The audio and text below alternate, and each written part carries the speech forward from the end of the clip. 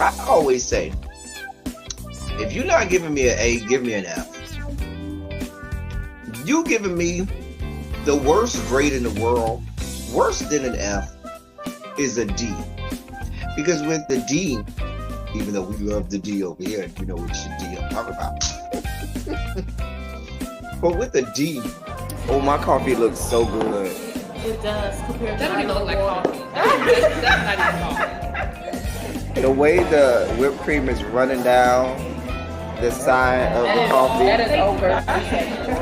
the white stuff is run down the side of my face from time to time. That looks really good. Your That coffee does look looks good. That's my coffee. It does look good. If I drank coffee, I would drink that. That looks like coffee. Y'all hire clowns as if you were running a circus. So you get a circus and you hire clowns. Anyway, moving on. Take it from the people who play cards for him. He be cheating. No, I only cheat on Uno. Only Uno. Only Uno. Uno, Tuno, Luno, he is a cheater. Everything. If you cheat, See, they said you probably look. He said you probably do cheat. He do. If you ain't cheating, you ain't trying. I'm out of here. Bye.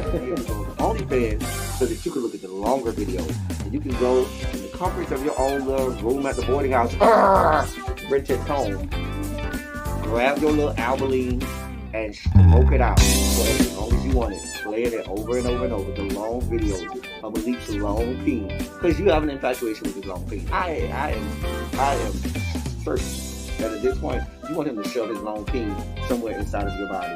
I'm just saying. I'm just saying. The devil and the devil was fucking up here.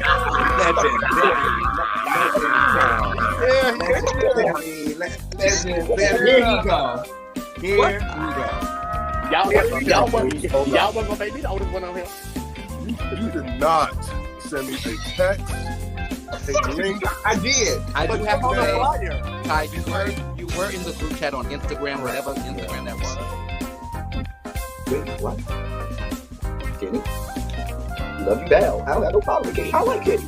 But Kenny girl. Kenny girl. Kenny girl, we did not think he was nobody's straight.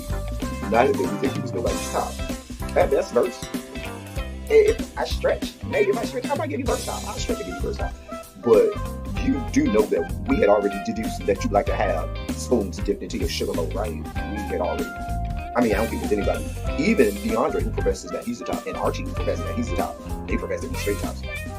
You ain't gonna get me to believe that they had a spoon dipped into their sugar bowl every now and then. The least about JG. Yeah, no, that's a tough one. Well, definitely what I like the most about David is Y'all girls need to understand. Girl, you had a bust down. Girl, y'all had a one-night stand. Y'all got drunk one day. Y'all had a one-night stand.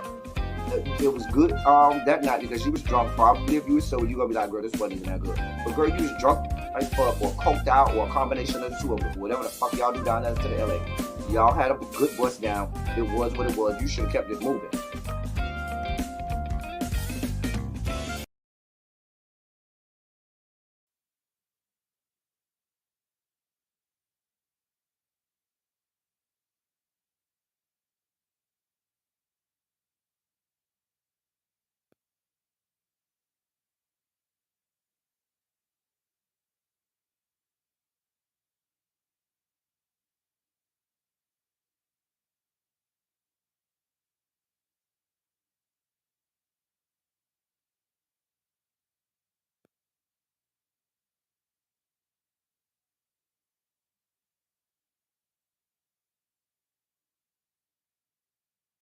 Okay, y'all should be able to hear me now. That should be better. All right.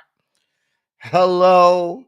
I had to make sure my audio was good. I know sometimes this thing be tripping. Anyway, I'm glad I checked. Anyway, hello. What up? What's good, people? I feel like I'm dark, and that's because, see, we got to keep the lights on over here, There we go. Let there be light. So, but yes, I hope that those of you all who had today off for a holiday, I hope you enjoyed your holiday.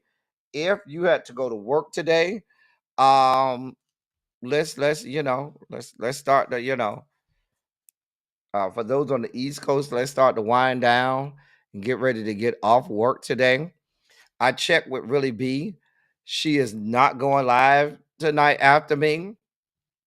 So we could do a full-fledged silly Saturday. Y'all know that take a few hours. So we got time, y'all. We got time today. We finna enjoy ourselves and have a good silly Saturday. Ooh, child. Yeah. I might need me a drink.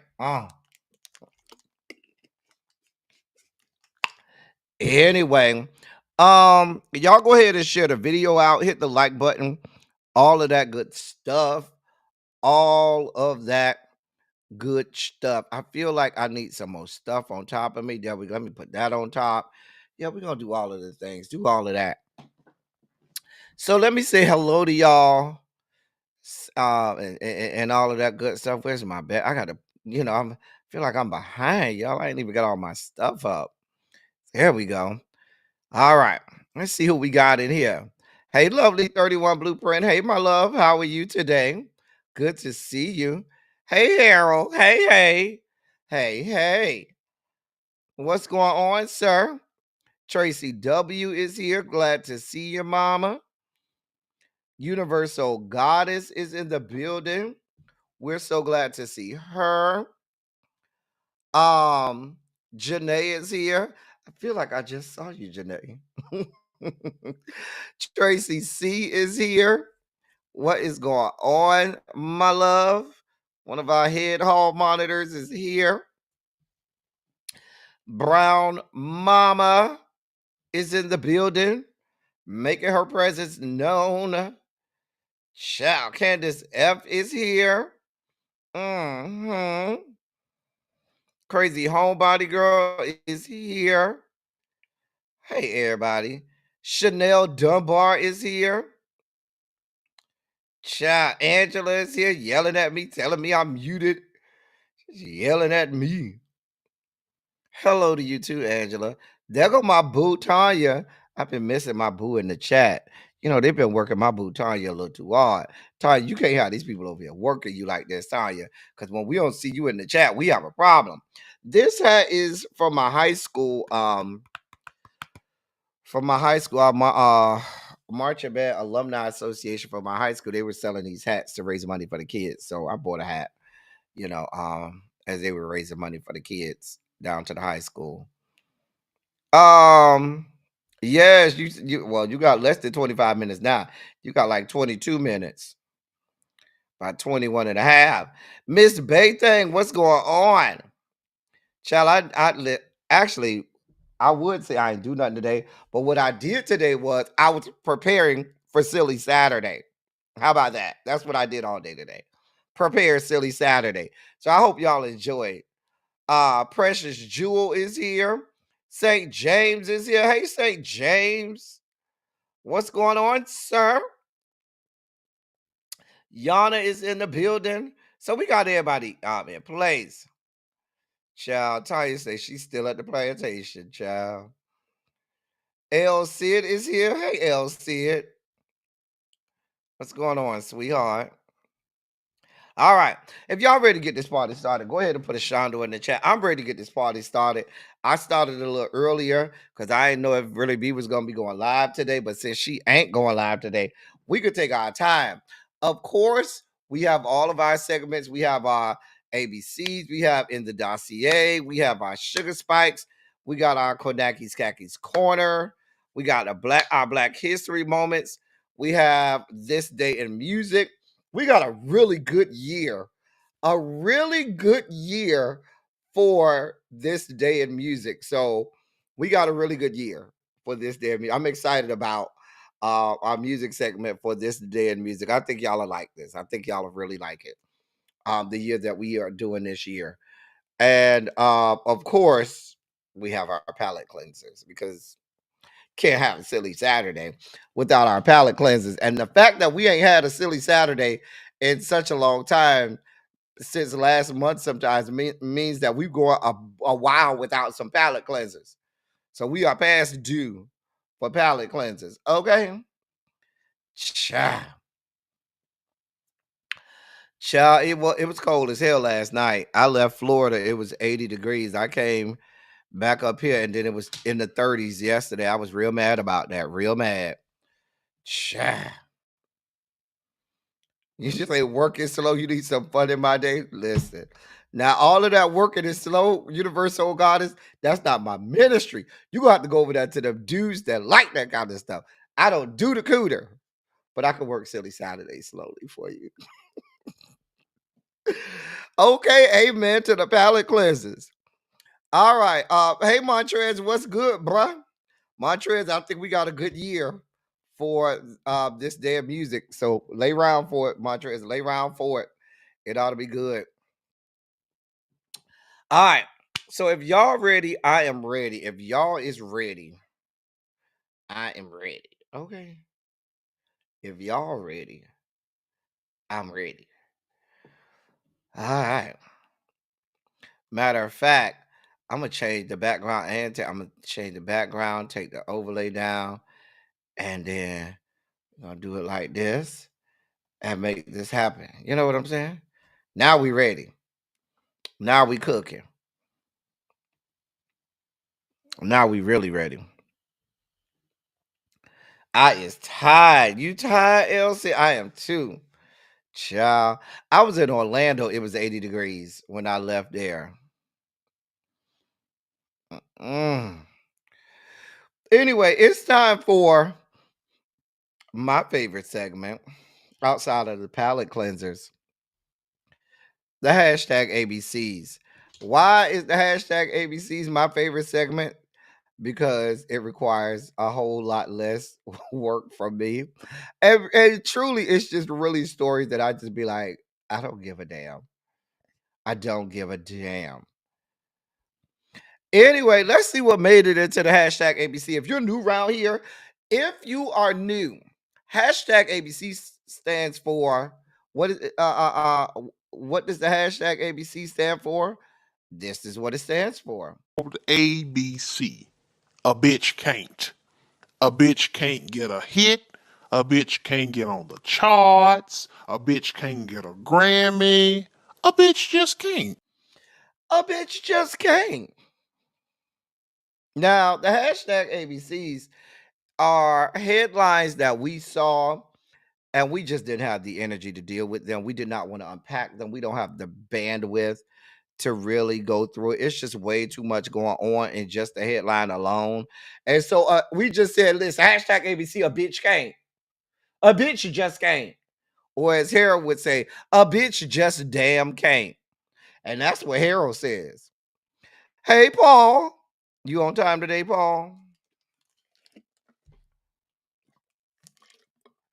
You and Trey got a quickie in today, Paul?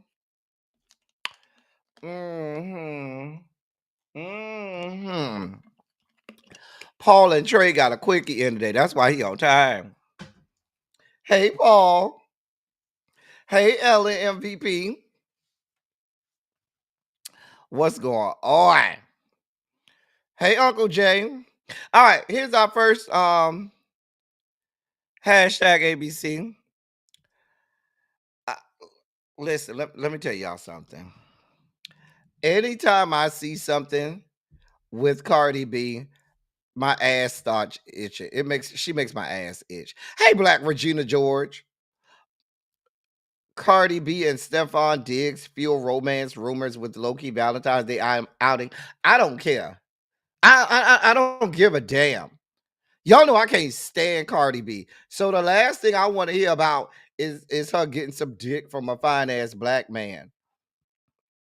I don't care about her. I do not like her. She makes my ass itch. I don't care about this woman. Ma'am, get out of our face. Go with God. 50th anniversary last night. And so during the Black Jeopardy segment, they had Tom Hanks come out with this MAGA character. I forgot his name, MAGA Joe, or whatever his name was. But MAGA is losing their minds and they're upset about this character that Tom Hanks was playing. We don't give a damn. MAGA, y'all stole the election. Y'all's guy is in there. Leave us the fuck alone. Y'all think we're not gonna make fun of y'all? No, we are. We don't care, MAGA. A bitch can't. A bitch ain't got that type of time to be caring about y'all. Go with God. In more news of shit that I really could care less about. GOP Senator Lisa Murkowski slams Trump's federal worker firings. Lisa Murkowski, hey whore, come up here to the whiteboard. Come up here to the whiteboard. You are putting his people in place, Senator Murkowski. You're over there voting for these people that are summarily firing the people. Don't come over here talking about, oh, it's doing more harm than good. You are doing this, Lisa Murkowski. Hey, Antonia. Hey, Xavier. A bitch just came with you, Lisa Murkowski. You got some fucking nerve.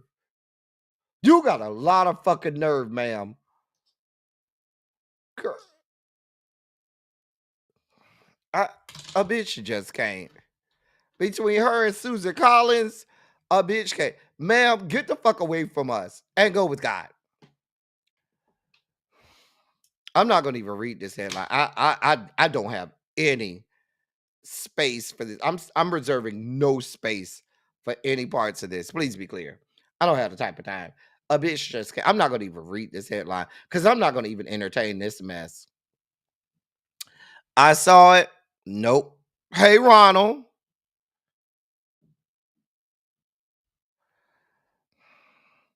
I think it's Xavier because she dyed her hair blonde and it aged her instead of making her look younger. Remember, her hair was a lot darker, and so that light color makes her look much older.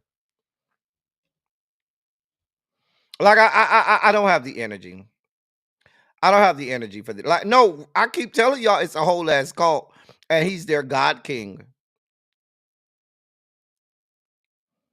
It's a whole ass cult, and he's their God King. Tracy Duck, Miss Baythang said, just relaxing after party of the last 2 days for my birthday. Well, happy belated birthday, Miss Baythang. You know, we gave Aquarius season back to y'all on Saturday. So now, Aquarius, y'all got about a good week. I think y'all season ends next Saturday or Sunday, something like that. I mean, y'all got a good week. Capricorn's just season just ended on Friday. So we let Aquarius take over. Shout out to all the Aquariuses.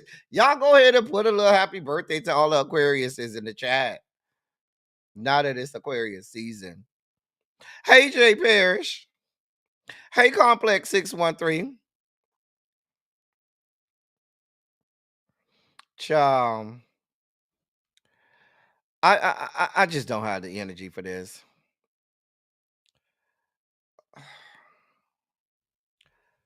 Listen. Why is this news? If Frank want to get his back blown out by the UFC fighter guy, let him. I'm not even mad. Frank, go on over there and let that little boy put you in the pretzel. Okay? I don't really care. Frank Ocean never really did it for me like that. So whoever he want to go over there and lay up with, I mean, they posted pictures of each other. You know, I think the little UFC boy posted a picture of Frank Ocean without his shirt on in the gym and stuff. They like posted all kinds of pictures of each other and shit. I was like, okay. Tracy, are you saying that we need to take a shot for all of the Aquarius birthdays? Are you saying that we need to take a shot? Hey, Cams.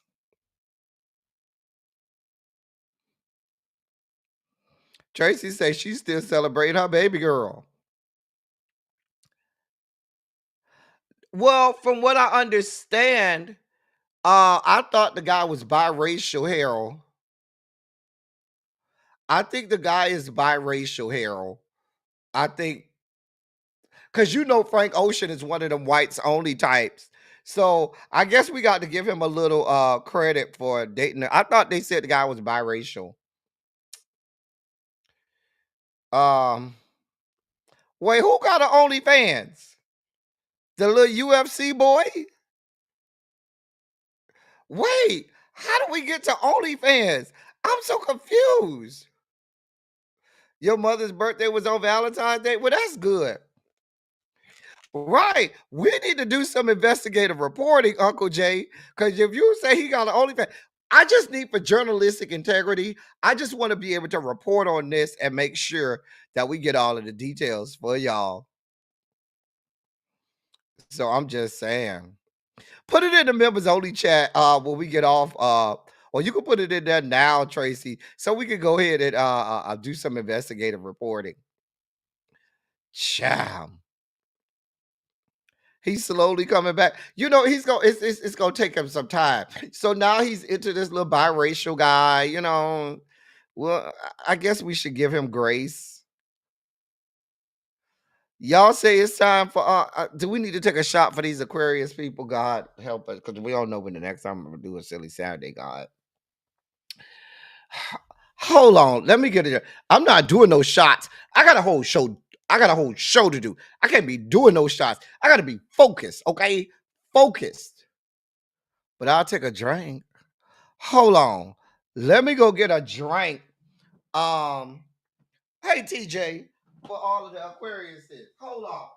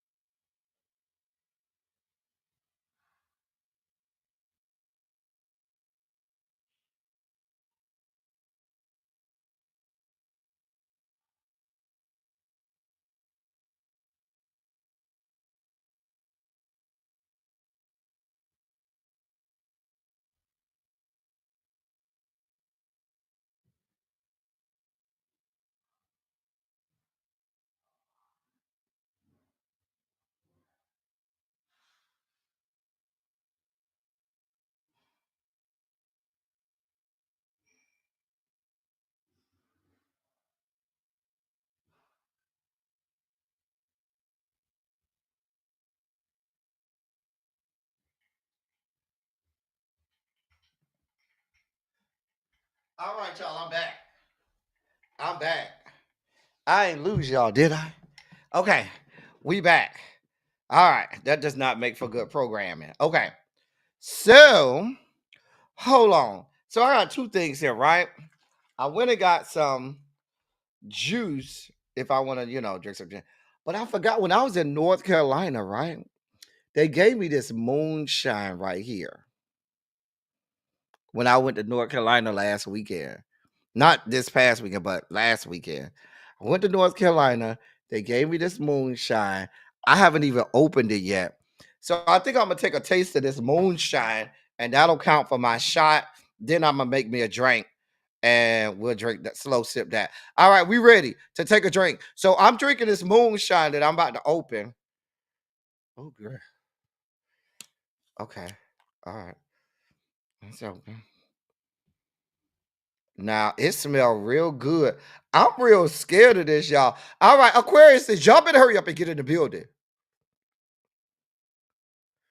Go ahead. If you're Aquarius, go ahead and put it in the chat now, because we're not gonna be tarrying long for the Aquarius. Now, if this was Capricorn, we'll go all day. But it's just Aquarius. We ain't gonna spend too much time for no Aquarius. Happy belated birthday, Miss Bay. Thing. You know we love you down, girl. Antonia say she's still celebrating her birthday. Child.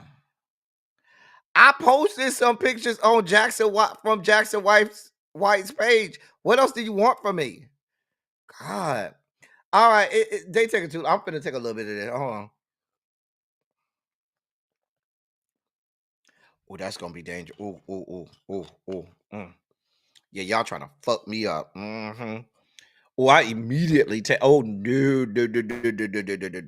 Y'all trying to fuck me up. No, ma'am. No, God. No, ma'am. No, God. I ain't gonna let y'all fuck me up. Oh, I felt that one. Soon as that thing hit to my lips and went to the back of my good throat. Oh, I said these hoes trying to fuck me up. These hoes is trying to fuck me up. Let me get my Empress 1908 and do that. You want the moonshine, Paul? You can have it, honey. That shit's strong, Paul.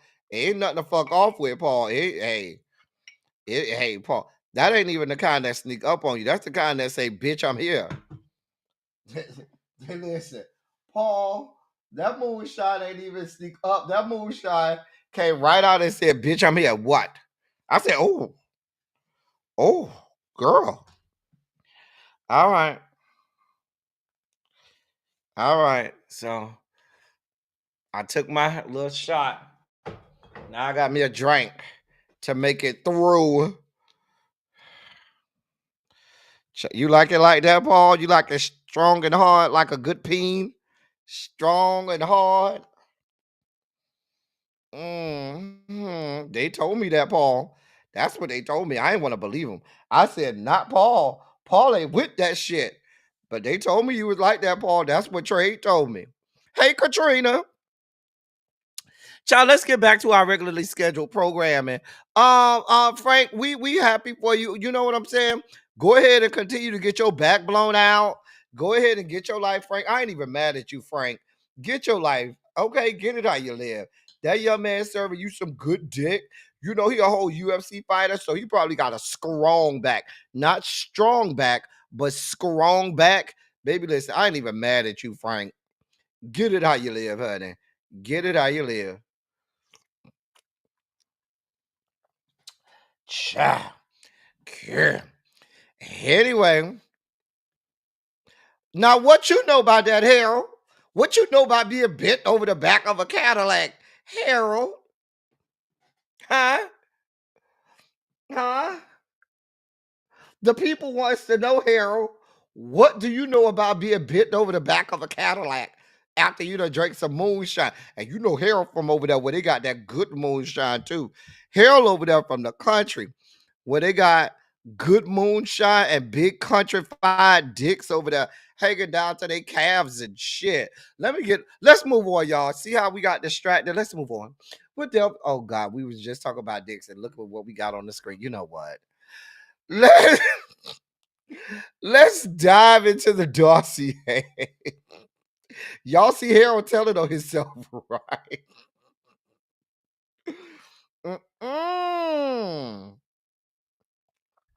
We didn't even ask Harold. Harold, you just offered up the information. I'm gonna just leave that up there for a minute, Harold, so the people know what kind of woman you are. Child, girl. Harold, you had this young man right here. Have you bent over the Cadillac? This young man right here, have you bent over his Cadillac? Harold, you have you bent all over the back of the Cadillac? Child.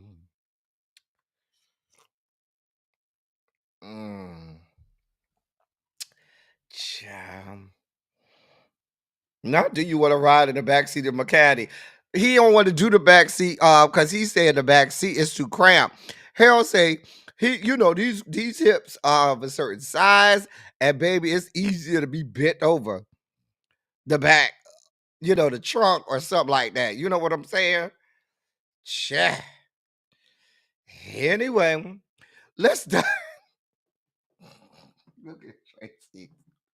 Y'all are a mess. Y'all are a whole ass fucking mess. Let's dive into the dossier, shall we? Shall we? So Wendy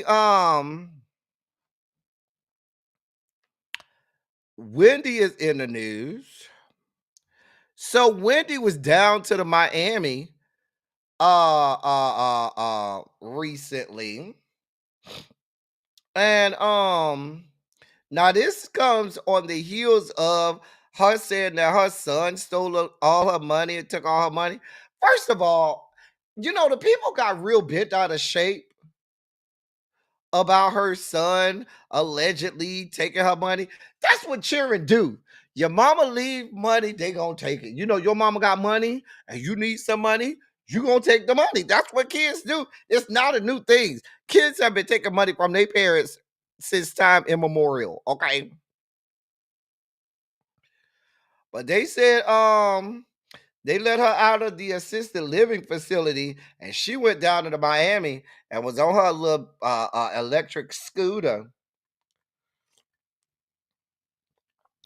They say she went down to the salon and got her nails and hair did.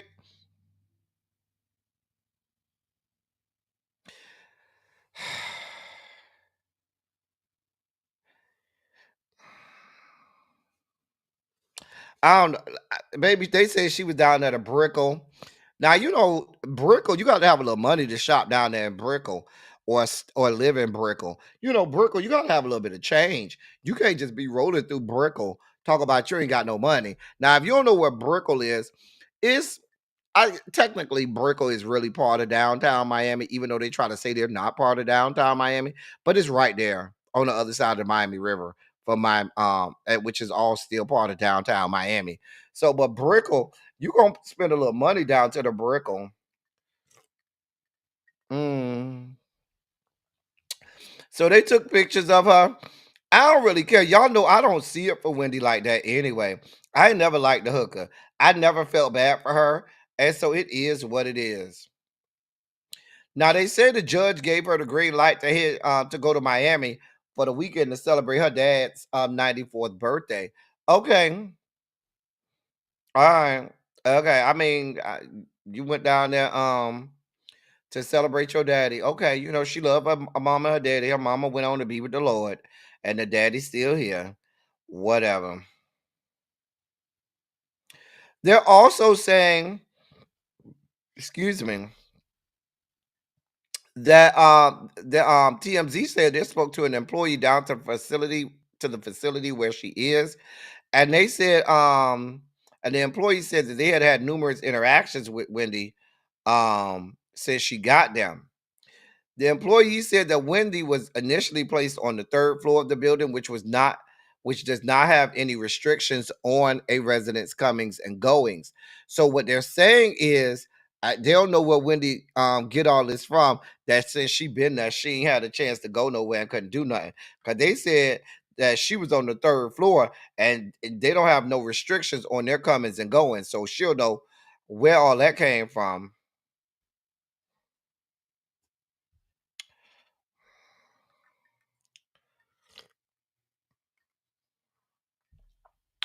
Now, the worker recalled a time early on in Wendy's stay when she went to the top floor restaurant bar for lunch. The worker said Wendy began ordering drinks and got drunk. And they said she was there for a long time. And when the supervisors found out, they were real mad that Wendy got served alcohol by the people down to the bar because she has substance abuse issues. The employee down to the facility also said that shortly after the incidents, supervisors moved her to the fifth floor memory unit where she would not have free access to the elevator. They said that they didn't want her going up to the restaurant and getting drunk again. The problem was the memory unit was full, so while supervisors waited for a room to become available, they kept Wendy on the third floor, but had employees stand guard outside her room so she couldn't wander upstairs. Wendy, you ain't telling the whole story. That sounds a little more right, Wendy. You ain't tell the whole story. They said the employees started lying to Wendy and telling her that the restaurant was under construction. Um, and that's why she couldn't go because the restaurant was under construction. They was lying to her, so she wouldn't go her ass up there and get shitty drunk. So they said finally, when the room became available on the 5th floor, that's when they finally moved her to the 5th floor with the people with the memory issues.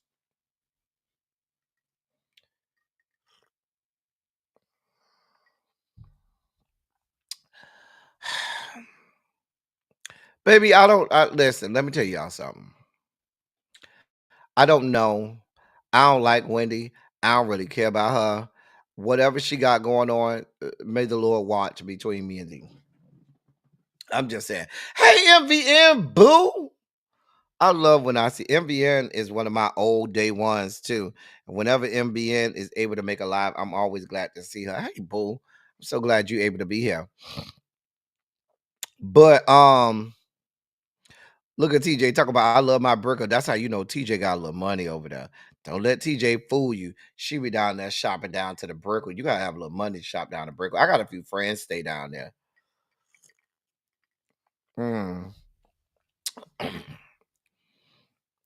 Listen, y'all over here feeling bad for Wendy. Wendy ain't telling y'all the full story. Wendy is still Wendy and want people to feel, some kind of way and feel some sympathy for her.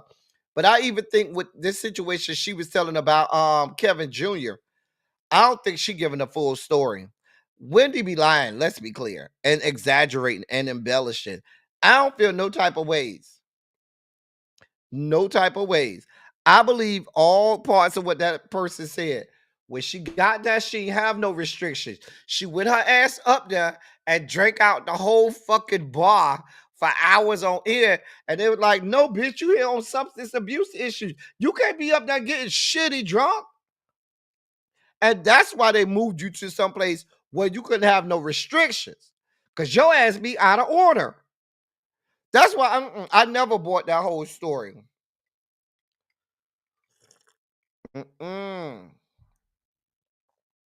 They put her on the memory floor, not for her memory, because they want her ass to have access to the goddamn bar. Child. Y'all can keep feeling bad for her. I don't feel no type of ways about it. The people have to do what they have to do. Ma'am, listen. Wendy, you're vile. You're fucking vile. And you've been that way for decades now. Baby, I don't know. Moving on. Go with Scott. Now, how this story ain't make it to the sugar spike segment? This should have been in the sugar spike segment. I don't know why this is not in the sugar spike segment. I'm gonna do it anyway, but this is supposed to be in the sugar spike segment.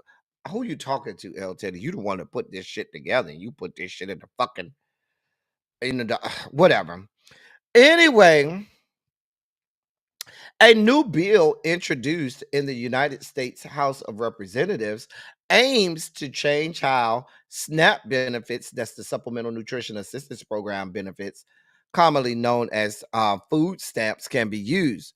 The legislation, known as the Healthy SNAP Act, would prohibit recipients from purchasing sugary drinks, candy, ice cream, and other junk foods with their benefits.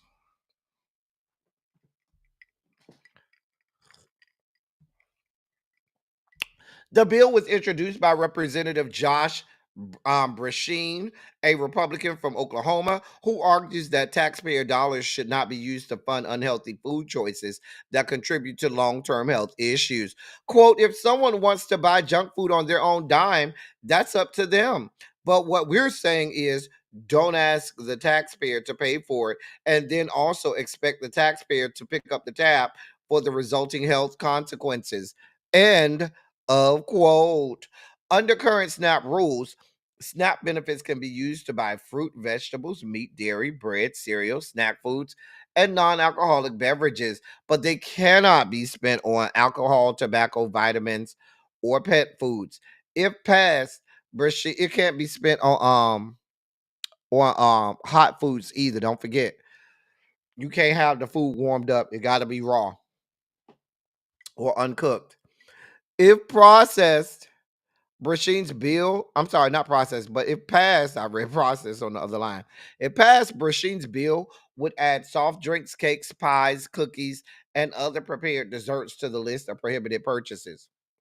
Well, it's a whole lot of these SNAP people that went and voted for Trump because he gave them a stimming. I mean, I have to believe that if you bragging about a $1,200 check, you clearly must be on food stamps, because for a lot of people, $1,200 is just not going a long way. Okay, $1,200 ain't covering some people's mortgage or rent. $1,200, and y'all over here bragging about him giving y'all $1,200. Y'all must be on. These must be the people on food stamps and SNAP and shit. And so, baby, y'all voted for him. Remember, y'all was down for Trump. Y'all said the hood respected Trump and all of this shit. Well, get it how you live. Now, let's be clear. If you live in the right hood, you still gonna be able to buy it anyway, because the corner store gonna get them food stamps. I'm sorry. I'm telling you what they're gonna do. They're gonna ring up something else that costs the same price and then give the people what they want. I'm telling you what I know. These the same stores where you go to the store and you can sell your food stamps. You still have stores where you can sell your food stamps with the card, but those of us who grew up poor back in the day with the paper food stamps, well, you had the book of 65. You could take that book of 65 down to the corner store and get $50 for that book of 65. I'm telling you what I know.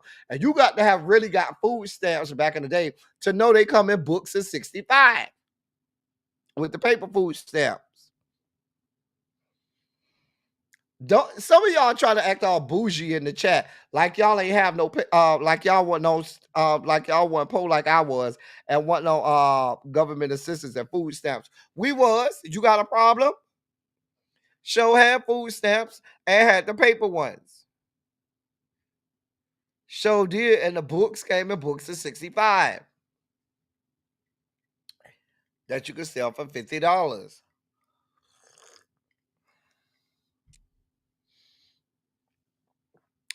Child, Child Trace, they stopped making the paper food stamps like I think, late 90s. When did the EBT cards come out? Was that late 90s, early 2000s? Somewhere around there. Cha.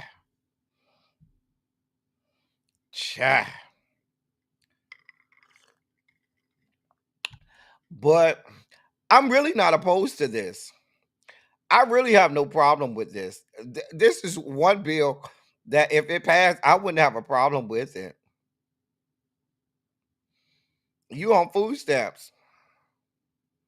What you out here buying bags of Skittles and Snickers? Baby, you on food stamps. You need to buy food. I'm just saying.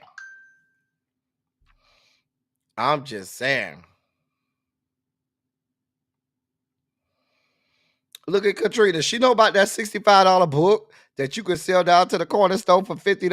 Mm-hmm. Hey, Nessa, where you been? Because I was just saying, we ain't seen you in how long?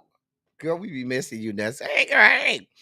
Oh, okay, so it was 2004 when the EBT cards came? Okay. Because I remember them paper food stamps, honey. Them paper food stamps went a long way. A long way. Mm-hmm. Child. I got a freezer too that I need to stock up on some stuff before this shit get way too bad. Anyway, if you down to the if you got food stamps, I want y'all to the people in the hood that said Trump is a hood hero, he famous in the hood and that y'all here for him. I want y'all to remember that when they tell y'all can't be buying all this shit with y'all food stamps, they already talk about cutting your SNAP benefits. Now they gonna dictate what that you can't buy no junk food with it. I don't know what you want from us. Maybe he'll give you another stimmy that he didn't give you the first time. Maybe he'll give you a real one this time. I don't know what you want from us. We tried to tell you people. You can't buy hot food, but what you can do is if you go to the right store, they make you buy it raw. And then what they'll do is they'll say, give me a couple dollars and we'll cook it for you. And that's how they do that. You just got to know where to go.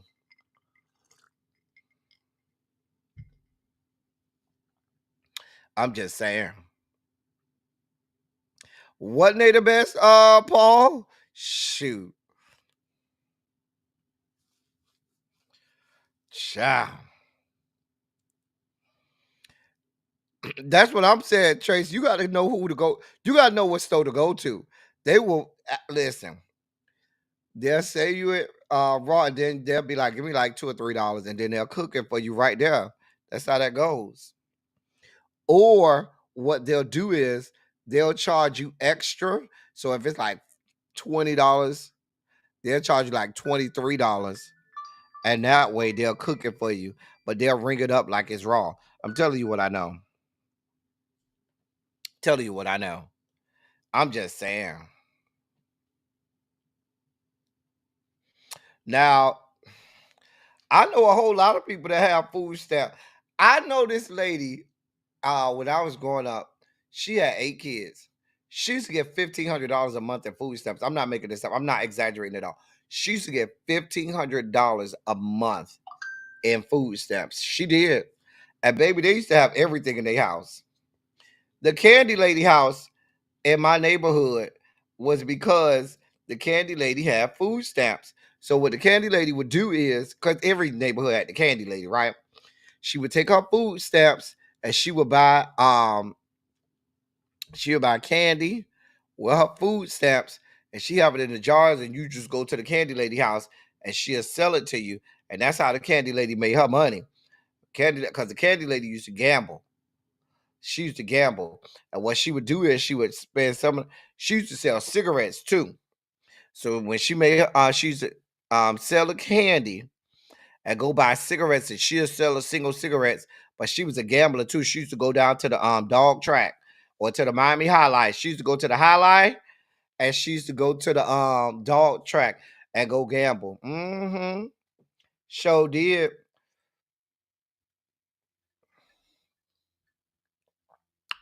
Child. Look at Tracy.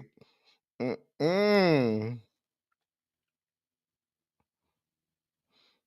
You can't go, listen, Uncle Jay, you can't go to the main grocery stores with your food stamp because the main grocery stores going to always follow the book. You got to go to the corner store, the bodega.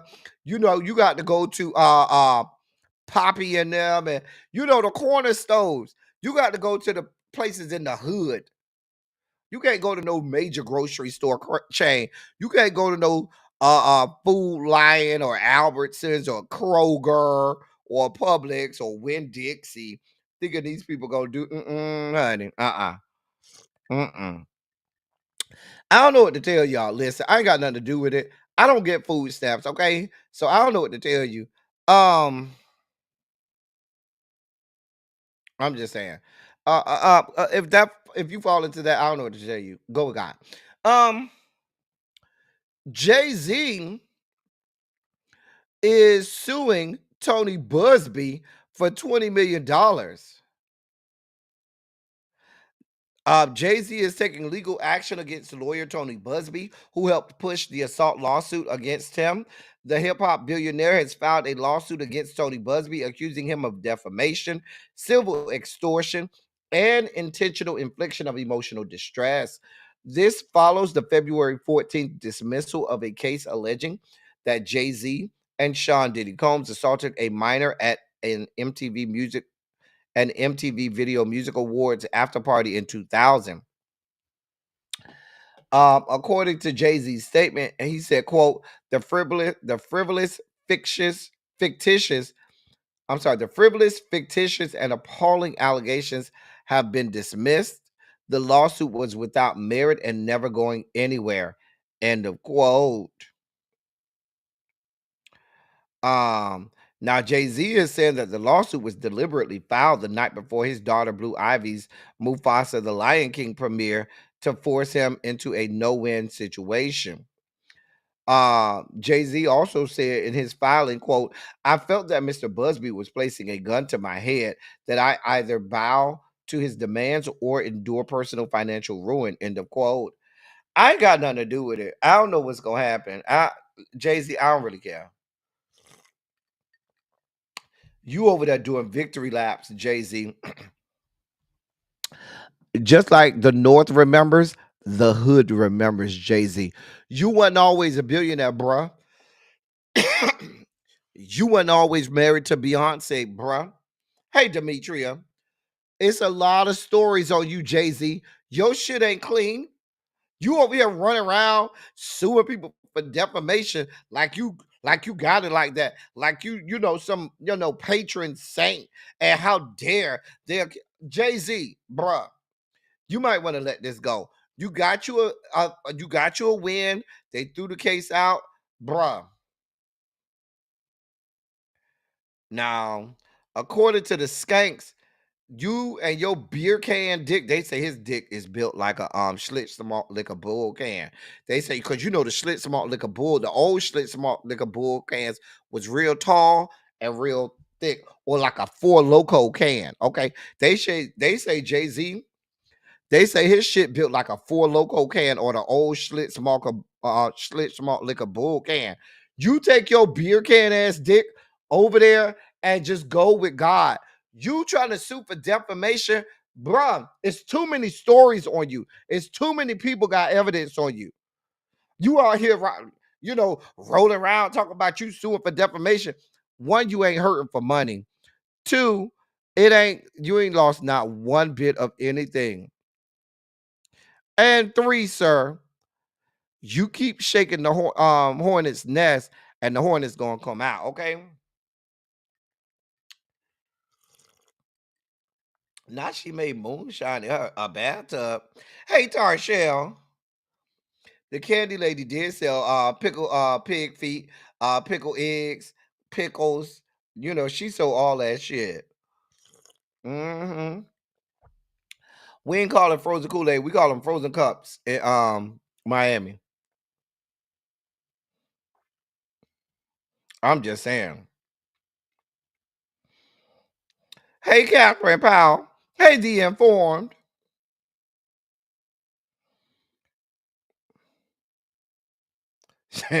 Demetrius said, don't call me, call Nas. Listen. He is. He's doing like wheelchair Jimmy. Bruh, you are not clean on this shit. You out here trying to sue for defamation, and some shit gonna come out, bruh, that you can't get from out of. I'm just saying, Jay-Z. You ain't clean over here. You might want to take your win and go with God. But you over here trying to sue and shit, and they say you've been sticking that big ass beer can ass dick you got over there into all kinds of people. Beyonce over here making whole songs on albums about Becky with the good hair and all of the people who you done blew backs out while you was married to her. Bro, go sit the fuck down somewhere, Jay-Z. This ain't gonna end well. You better get it together. You better get it together.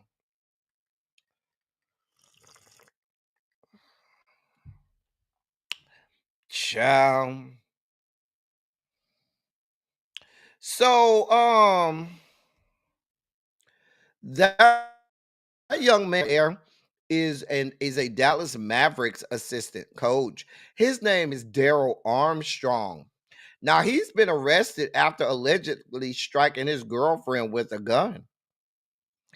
Dallas Mavericks assistant coach Daryl Armstrong was arrested early Saturday on charges of aggravated assault after allegedly striking his girlfriend with a gun. The incident occurred around 3:45 a.m. in the 1000 block of Ross Avenue following an argument. According to an arrest warrant affidavit, the confrontation began when Armstrong's girlfriend saw a message from another woman on his phone, sparking a dispute. Armstrong, reportedly intoxicated, demanded her apartment key, which she handed over because she had a key to the apartment. And he said, give me my shit back. And she gave it to him. At some point during the exchange, Armstrong allegedly entered the kitchen, struck the victim on the right side of her face with a pistol, and threatened to shoot her after loading the gun. Oh, bro, you was trying to go to jail. The fuck was you thinking about? Sir, what was you? Let me keep reading. In fear for her safety, she fled the apartment, crossing the street to contact her family and the police. Officers observed a mark on her face, and Armstrong was arrested without incident. The weapon was found in the apartment after he consented to a search. Armstrong was booked into jail for before 7:30 a.m. But has since posted bond. The Mavericks issued a statement confirming they are aware of the incident and are gathering information. Quote, "We take this matter seriously," end of quote. The statement reads, noting that Armstrong has been placed on administrative suspension pending legal proceedings. Now, he done been with the Mavericks since 2008, okay? Listen, why would you throw your career away like that? Why wouldn't you just say she gave you the keys, you ask her to leave and let her go? You got to pistol whoop this woman, load the gun, and threaten to shoot her? When you get drunk like that, you should just say, "Listen, I need you to go." And ma'am, when you saw he was drunk like that, if you know this can't be his first time getting belligerent like this, okay? If you know he get like this when he got drunk, when he asked you for the keys, baby, you should have said, "All right, here go your keys. I'm gone." Especially if he then goes and gets his gun afterward. Baby, you were supposed to get out of Dodge. When he asked for them keys, what you was supposed to do was hand him them keys and walk out the door. But what it sounds like you tried to do is you probably threw the keys at him, started cussing and going off. He started going off. Both of y'all, he drunk as fuck. Both of y'all going off on each other, and bam, he bushed your ass in the head. And I'm not trying to make light of it, but I don't believe that this is his first time that he's done this. And you willing to throw away your whole career? Now you spent like 14 years, not 14 years. You spent I think like 12 years in the NBA. No, it was like 14 years in the NBA. Yeah, because I remember Daryl Armstrong. I remember he won sixth player of the year, sixth man of the year. I mean, um, and he was a decent player. And now you're in the coaching carousel. You're supposed to be keeping your nose clean and keeping your shit out of trouble so you can get you hopefully a head coaching job. And you over here, first of all, Dallas is already in some fucked up shit after they traded Luka Doncic for fucking Anthony Davis that can't keep himself healthy. The fuck are you thinking about? They already ready to let motherfuckers go from Dallas. That shit is a dumpster fire at this point. Bro. So now, and you black? Oh, bruh. You ain't white, you black. You think you finna get another opportunity? Nah, bruh. That better have been some good ass pussy.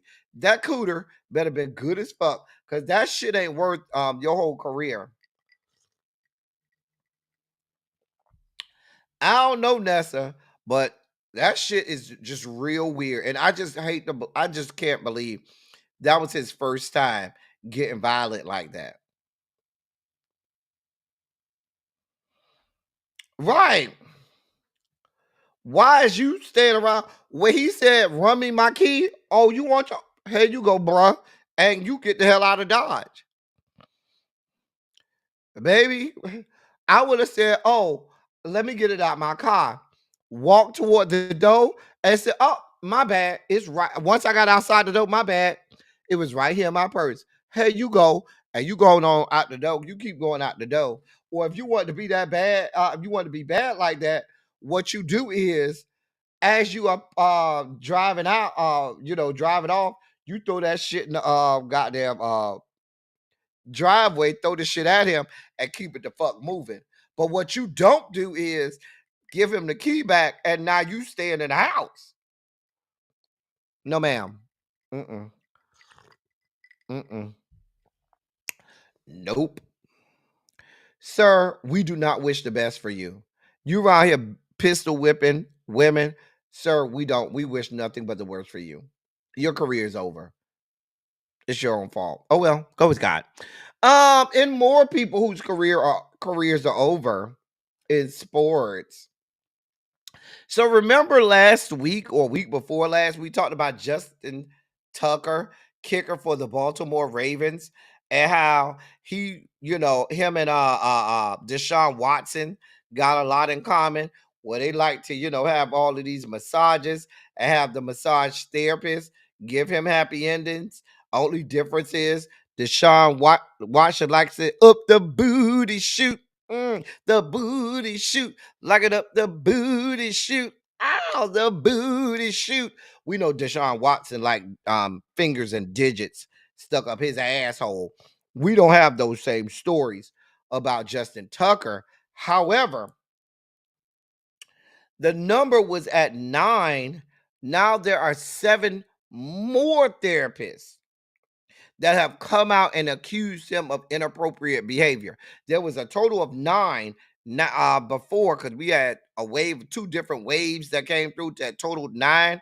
Now we have 7 more. And that brings the total up to 16 therapists from 8 different spas who have alleged misconduct from Mr. Tucker. Mr. Tucker, everybody's not going to do you like Mei Ling and give you a happy ending. Sir, you can't go into these massage therapists expecting happy endings. Now, let's be clear. Let me talk to any massage therapist out there across the fruited plains, from sea to shining sea, from the redwood forest to the Gulf Stream waters, okay? If you are a therapist and an NFL or NBA player comes to you for a massage, and I don't care if you are at a reputable massage parlor or whatnot, if they come to your ass for a massage, they're looking for a happy ending. Why? There are people on the payroll at the fucking Baltimore Ravens facilities whose job it is to give fucking massages. They have a whole lot of people on the payroll who do nothing but do massage therapy. And they're better at doing massage therapy than you would ever be. Please be clear. So if an NFL or NBA player is coming to you at your whatever massage parlor, they ain't looking for no massage. Baby, they looking to get their rocks off. And if you don't understand that, you're fooling yourself. You really think that the NFL, that an NFL team, every NFL team is a multi-billion-dollar organization. Every single one. Every single NFL team profits tens of billions of dollars. And that's even after they pay their payroll, after they pay all of the costs for everything. We're talking profits are in the tens of billions for every single NFL team. Okay. You really think they don't have massage therapists? They have massage therapists of all of the varying licensing of massage therapy. There's various levels of massage therapy. Everybody on their staff has every single license that you can have. They're much better at giving massages. They're not coming to you for that. But that notwithstanding, Justin Tucker. Now, Justin Tucker was a surefire Hall of Famer. Now, he was with the Baltimore Ravens this season. He was, thinking about retiring, but he's touted as one of the most accurate kickers in the history of the NFL. And is very and was a surefire NFL Hall of Famer. We'll see how that goes. Exactly, Diamond Pearl Jim. They're on the sidelines in the games, and actually, they have ones on the sidelines. They have some in the locker room. They don't need no damn massage from you. Anyway, but Justin Tucker,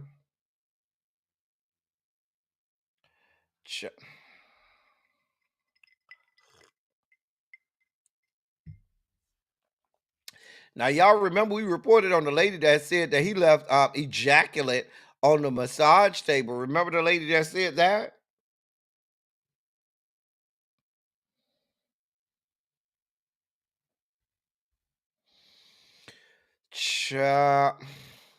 Listen, I ain't got nothing to do with it. Nothing. It started off with 6 women on January 30th. 2 days later, 3 more women came out, which brought the total to 9. And now we got 7 more women that done came out. Baby, I ain't got nothing to do with it, Justin.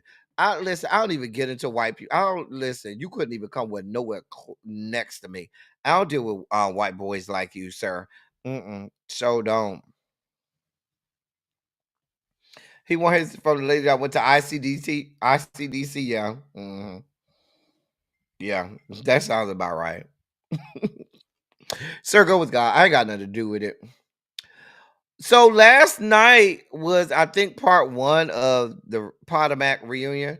I didn't watch that garbage. I'm just telling you. The last episode I saw, I think, was episode 5 or 6. I just couldn't make it through this season. The shit is a dumpster fire over there down to the Potomac. So Gray Pubes. Karen, she wasn't at the reunion after she checked herself into a facility following her DUI convictions. Now she made a little video that they played. She thanks Giselle and Kiana, and she even thanked Candace, who ain't even on the show no more. And even thanked Andy. She ain't managed to thank Wendy, and Wendy felt some kind of way about it. Now, the people told me that Wendy got a little choked up about it. I don't know why. Karen ain't shit, Wendy. She ain't never been shit to you, Wendy. Remember, this the same one that was stealing all your ideas. Remember when you wanted to do the little candles, and next thing you know, Karen doing candles? Karen ain't never really seen it for you. She never saw it for you, Wendy. And Wendy, you always come off as a pick-me. And let me tell you why you come off as a pick-me. Maybe it's a couple things. Okay, let's dissect this, okay? Maybe it's the lighting in this picture, but does it not look to y'all like it looks to me? Like she's trying to lighten herself to fit the molds of a Giselle and a Karen? I'm just saying. Wendy, you trying to make yourself lighter.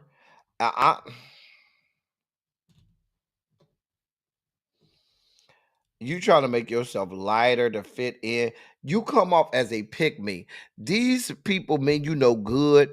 Giselle done talked about you and your marriage. You over there trying to play nice with her. Wendy, not Wendy, Mia done bust the shit out of your ass. And you still over there trying to be nice to her. Karen done stole ideas from you. You still trying to be nice to her. I don't give a damn what you say, Harold. That makeup and that lighting is designed to make her look lighter. I'm sorry. That's not Wendy's skin tone. That shit was done that way to make her several shades lighter. You can say what I don't even know makeup like that, but that's not Wendy's shade of makeup. Let's be clear.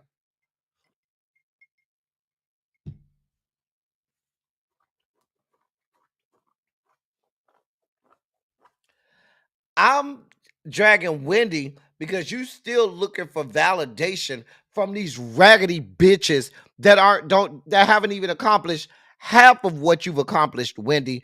That's why Wendy gets dragged, because these fucking bitches don't even deserve to say your name. And you're over here trying to be a pick-me for these hoes for the likes of a fucking Mia and raggedy-ass Giselle and raggedy-ass Karen Huger. Bitches that ain't got no job nowhere in America. Let's be clear. Karen Huger was a country bumpkin that went to the CBC convention to get her back blown out and get her a fucking payday. That's how the fuck she ended up with Ray. Mia was a fucking script club whore who ended up with Gordon Gartrell. Giselle was a pick-me-ass, aka from Hampton, who wasn't doing shit, that went and got her back blown out by truck dick-ass Jamal Bryant and became a first lady, and that was her claim to fame. She never did shit. Of all of the people on this show, Wendy, you are the most accomplished, but you over here trying to be a pick-me for bitches that ain't never did shit. You way better than me, Wendy.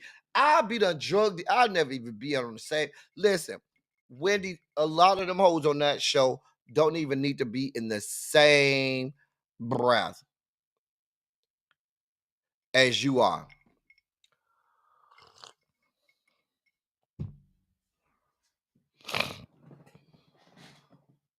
I'm just saying.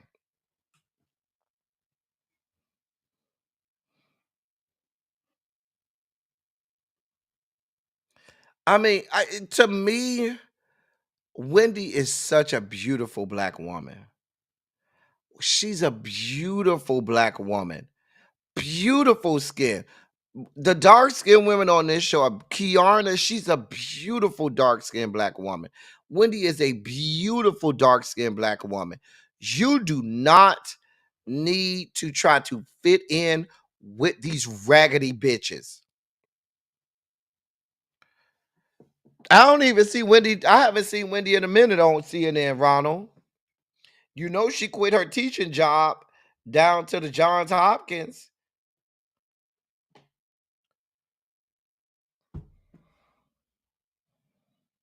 Just because Karen Benner ain't shit. I ain't even got to drag Karen. The videos drag Karen enough. She ain't shit. She's a tired, drunk ass hussy. That's all Karen is. A gray pube ass having, tired, drunk ass hussy. That's what the fuck Karen Huger is. And the fact that you are looking for validation from a whore like Karen Huger, child, I can't.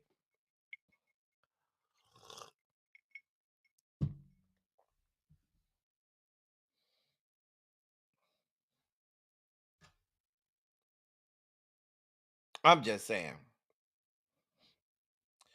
Let me move on before I have to drag Karen. Let me move on. Cause you know, y'all leave me long enough and I'll be done dog walk Karen. You know I can't stand that whore. Y'all know I can't stand Karen Huger. Listen, she ain't want to be. I'm like this. Ice me the fuck out. Do whatever the fuck you want. I have options. You bitches, only option you have is your cooter, and most of you bitches got cobwebs on that shit anyway. I am accomplished. I am credentialed. I can go a whole lot of places and make a whole lot of money. I don't need this shit. And that's the way Wendy should have came into the show. Wendy should have came into that show like, I don't need you bitches. I don't need this shit. I am Wendy, Dr. Wendy Osefo. I am accomplished. My husband is accomplished. We are made. This shit is for shits and giggles. But please be clear, y'all are not on my level. That's how I would have came into this bitch shitting on them hoes. And dare the bitch to say, Wendy listened to the people in the comments, raggedy bitches that used to be like, why she always got to talk about her degrees? Because she have them. And she can. You mad because you ain't got none?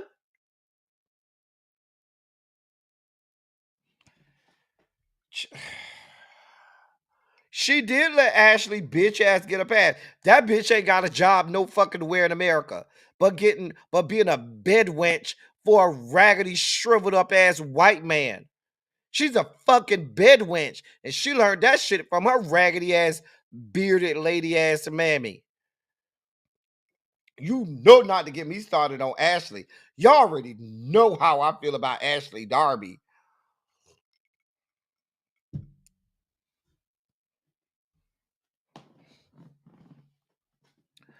Girl. Child. Anyway, let me move on. I ain't even watched this season, and I can still drag these whores down to the fucking Housewives of Potomac. You know I don't like them hoes. Anyway, Kendrick K. Dot is in the news. So apparently, he has another accolade to put under his to put on his resume. It was announced yesterday that he became the first rapper to generate over 1 billion streams in the US as a lead artist. Chart Data reported the new statistic via X, formerly Twitter. His streams received a huge boost after a month that included record-breaking awards and the biggest moment of the rapper's career so far, which was the Super Bowl halftime. Not Like Us is currently the #1 song in the global category on Spotify.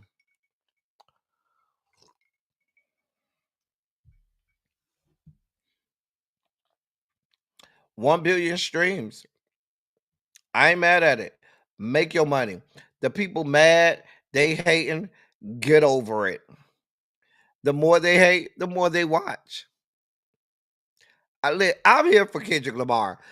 All of the naysayers, sir, make your money. While they're talking, you're still making money hand over fist. I ain't mad at it.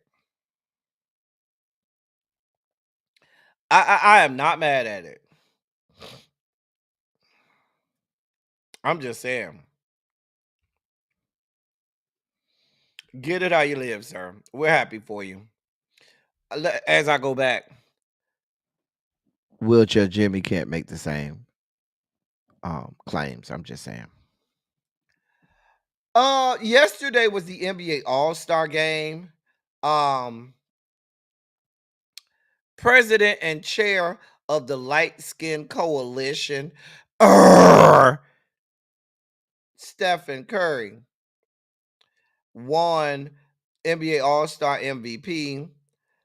He was playing on Shaq's team. The NBA All-Star game is unwatchable at this point. Back in the day, you used to try to watch the Saturday to see the 3-point contest and the slam dunk contest. And now that shit is even unwatchable. And it's like, girl, what?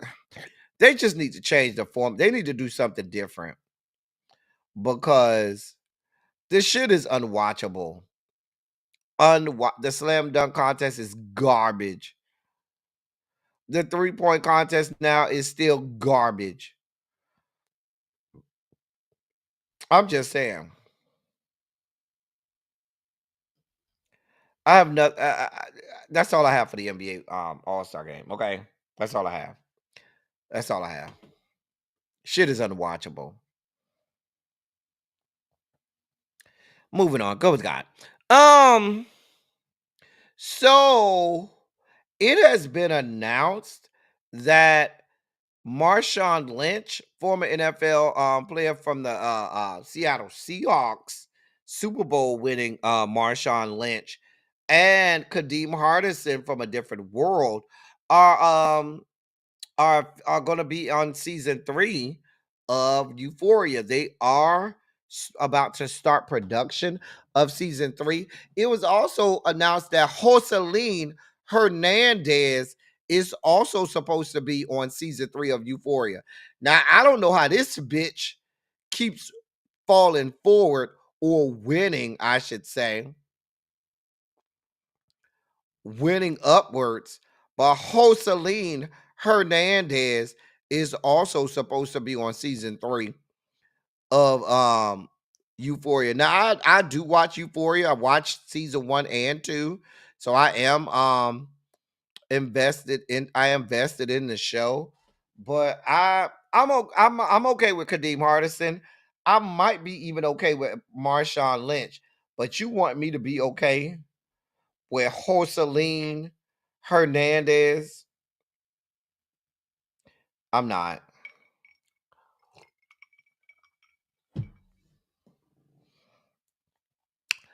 I'm not. Just saying.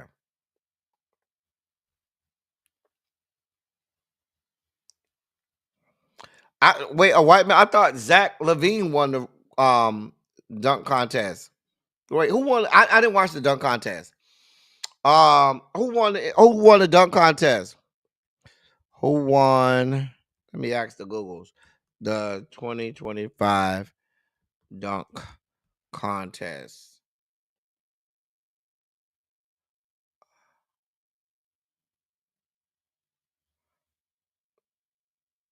Tyler Hero. Oh, Matt McClung. Who the fuck is that? Who the fuck is this? He dunked over a car. We've seen that several times. Like, that's why I say this shit is unwatchable.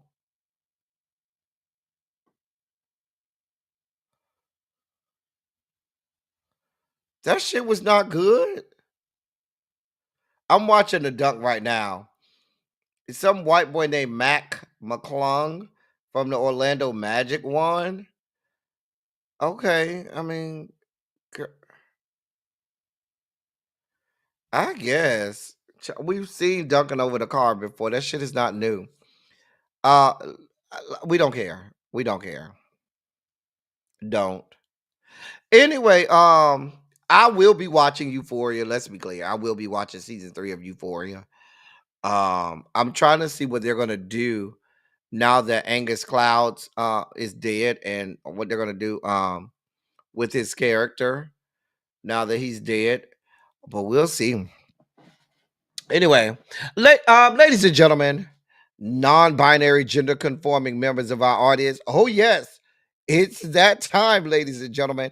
It is time for your Sugar Spike segment. Larry, we're ready. I bring to you the great Larry Myers.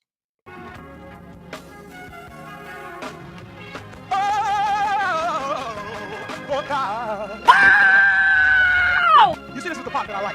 Major Sugar Spike. So long, well, I want to fight.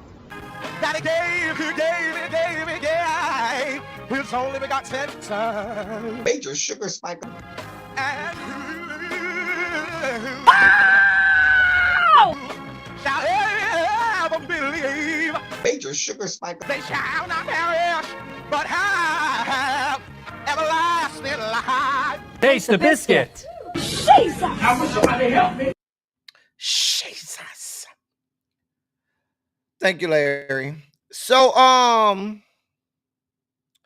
Claudia Sheinbaum, president of Mexico, says she's here for all of the fuck shit. And she said, you want to play games? I can play games too. She went down to the Googles and said, you do realize that the United States and Donald John only control the part of the continental shelf under U.S. control, which is 22 nautical miles from the coast of the U.S.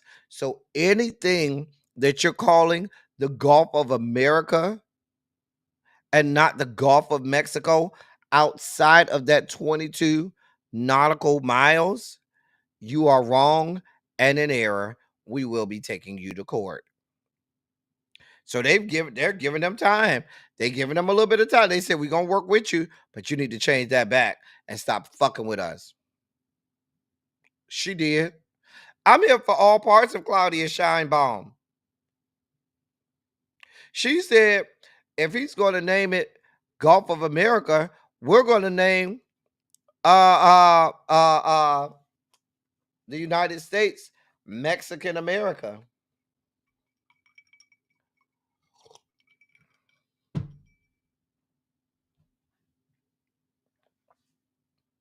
One good turn deserves another.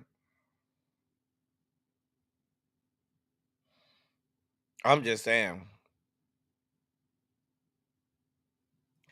She also said, and we'll see a video of this later on, that, oh, y'all got issues with Mexican people entering the United States? Well, I now have issues with United States citizens entering my country. So you'll need to apply for a visa like everybody else. And there'll be much more restrictions on United States citizens entering the entering our country now. Y'all making a lot more restrictions for Mexicans entering your country. We'll make a lot more restrictions for United States citizens entering our country. And she did that. Stay tuned. We have a video on it later. I'm just saying. I ain't even mad at Claudia Scheinbaum. Baby, we Mexico and Canada are two of the United States' closest allies, being right there by its borders. And now we're picking fights with all of our allies. Oh yes, your tequila is about to get taxed because remember, if it's not made in certain parts of Mexico, it's not tequila. In the same way, cognacs that are not made in that area, I believe it's in France or somewhere over there in that cognac area. If it's not made over there, it's not an official cognac. In the same way, tequila, if it's not made in that part of Mexico, it's not a tequila. I'm just saying. Listen, President Scheinbaum, you ain't wrong. Y'all want to take an America first approach? We'll take a Mexico first approach as well. Go ahead. I ain't mad at you, President Scheinbaum. In more news of us pissing off our allies. So the Trump administration has set up a meeting with Vladimir Putin with regard to the Ukrainian-Russian war.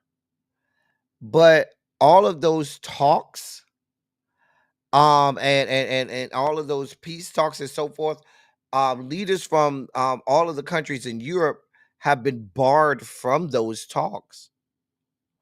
The United States said, "Oh, we're talking with Russia and Ukraine. We don't need any of the other European leaders there." European leaders were shocked, to say the least, and appalled. So much so, they have they have called an emergency meeting of European leaders in Paris, France. Let me read this to you. Reeling from shocks delivered by the Trump administration last week, European leaders held emergency talks in Paris on Monday, that's today, as U.S. and Russian officials prepared to meet in Saudi Arabia to discuss ending the war in Ukraine without European or Ukrainian involvement. Aside from a brief call Monday between French President Emmanuel Macron and his U.S. counterpart Donald Trump, European leaders have been sidelined at the start of a pivotal week for the continent's security. Instead, the focus will be on U.S.-Russia talks in Riyadh, where Secretary of State Marco Rubio will sit down on Tuesday with Russian Foreign Minister Sergei Lavrov, who said the discussion will aim to end the, quote, abnormal period, end of quote, in which relations between the two great powers. Those talks could lay the ground for a potential meeting between Trump and Russian President Vladimir Putin. Faced with the prospect of a diminished U.S. footprint in Europe, the European leaders' meeting focused on potential deployment of European troops in Ukraine and the willingness of European allies to step up defense spending. UK Prime Minister Keir Starmer, who called the Paris meeting a quote, one in a generation, end of quote, moment for the continent's national security, said afterwards that he is prepared to consider committing British forces on the ground alongside others if there is a lasting peace agreement. Other European leaders also suggested stepping up in various ways. Now, let me get down to the nitty gritty with this, okay? Leaving Europe out of these talks is a slap in the face to our European allies. Why is this important? The reason this is important to Europe is if Putin is allowed to take over huge swaths of Ukraine, he's not going to stop there. We'll have the same situation that we had during the times of the USSR, where most of Europe, most of Eastern Europe, I should say, was under Soviet control. And Vladimir Putin is very open about wanting the USSR back to where it was back in the 70s and 80s. And countries in Europe are very fearful of this. This is why they've been fighting so hard for Ukraine to defeat Russia. And that's to make sure that Russia doesn't continue to try to just not annex Ukraine. Remember, Russia already annexed Crimea. And so they're trying to stop this. And not the fact that you don't even have Ukraine involved in these talks with Russia about ending the war shows you that they don't give a damn about Ukrainian influence in the ending to this. This stands to alienate all of our allies over in Europe. This puts NATO in the balance, and we could see lasting repercussions because of this. Please be clear, China is watching this. Why? The United States, for all of its military might, cannot afford to go into a war without all of its allies. We cannot.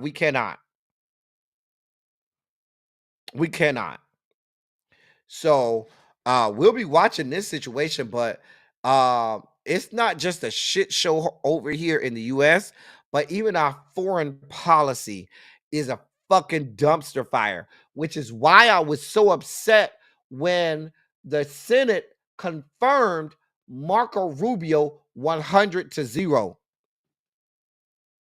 Because Marco Rubio is going to go over there and rubber stamp everything that Donald John wants him to rubber stamp and say, alienating all of our allies. Moving forward, in other news, some consider it good, some consider it bad. Elon Musk and his clandestine Doge is set to lay off thousands of IRS workers. And this is according to the feds.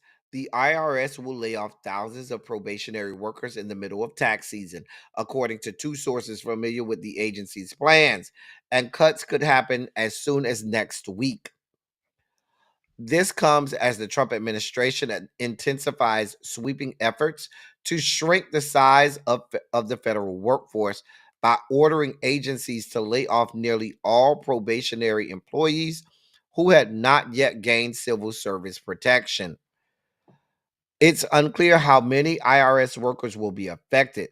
Previously, the administration announced a plan to offer buyouts to almost all federal employees through a, quote, deferred resignation program, end of quote, to quickly reduce the government workforce.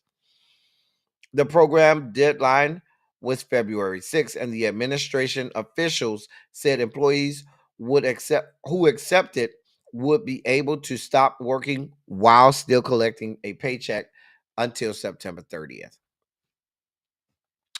However, IRS employees involved in the 2025 tax season were told they will not be allowed to accept a buyout offer from the Trump administration until after the taxpayer filing deadline, and that's according to a letter sent recently to IRS employees. It's a shit show out here, y'all. It's a whole shit show. Now, January 27th was the official start date of the 2025 tax season, and the IRS expects more than 140 million tax returns to be filed by April 15th.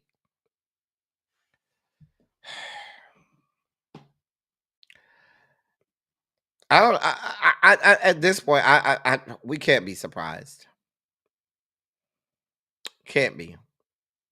Moving on. In New York City news, now this over there down to the New York over there with Tracy. And TJ, ain't you in New York too? This y'all people. Y'all up there with Eric Adams and his fuck shit. So while I was out of town, y'all, there was a slew of resignations within the Department of Justice because what was going on. Members of the Department of Justice, were being asked to drop charges for Mayor Eric Adams, and they were like, "No, I'm not going to."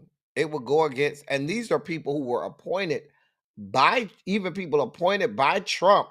They were resigning, saying, "Yeah, we can't drop these charges, not in good faith," and they began to resign. So, when all of these resignations started to take place, there was mass resignations, and everybody who it kept falling down to kept saying, "Nope, I'll resign before I do that." They finally found one employee that would drop the case, and that lawyer for the Justice Department in Manhattan only did it to save the jobs of his coworkers, because all of his coworkers had already said that they would resign if before they asking that those charges be before dropping the charges. Just a mess. Which tells you how horrible this is to begin with. Now, Mayor Eric Adams is on the record saying he's not going anywhere. He said, and this is what he said when he was addressing congregants at the Maranatha Baptist Church in Queens. He said, quote, "And I want you to be clear. You're going to hear so many rumors and so many things. You're going to read so much. I am going nowhere. Nowhere." End of quote. He went on to say to the congregants, quote, "I'm the second black mayor in the history of the city, but God has fortified me. And no matter what you read, no matter what you hear, they want to fight me. I'm going to fight for you." End of quote. Save the fucking BS, Eric Adams. God ain't got a goddamn thing to do with this. God ain't got nothing to do with this. Please leave our Lord and Savior Jesus the Christ out of it. Hey, L Love. Hey, my love. Please leave Jesus Christ out of this. Leave God out of it. Leave everybody out of it. You're fighting for the people. No, you're not fighting for the people. You're fighting for yourself, which is why you bent the knee to Donald John. And then your punk ass got punked out by that Homer guy who is the quote unquote border czar, who told you in your face, sitting right next to you, "Yeah, because if you don't let us go in there and get these people, we'll come in there and we'll be after you again." And I was like, "So you just gonna let him punk you like that? You a bitch, Eric Adams. You a punk ass bitch. That's what you are. You a punk ass bitch, a puss asshole."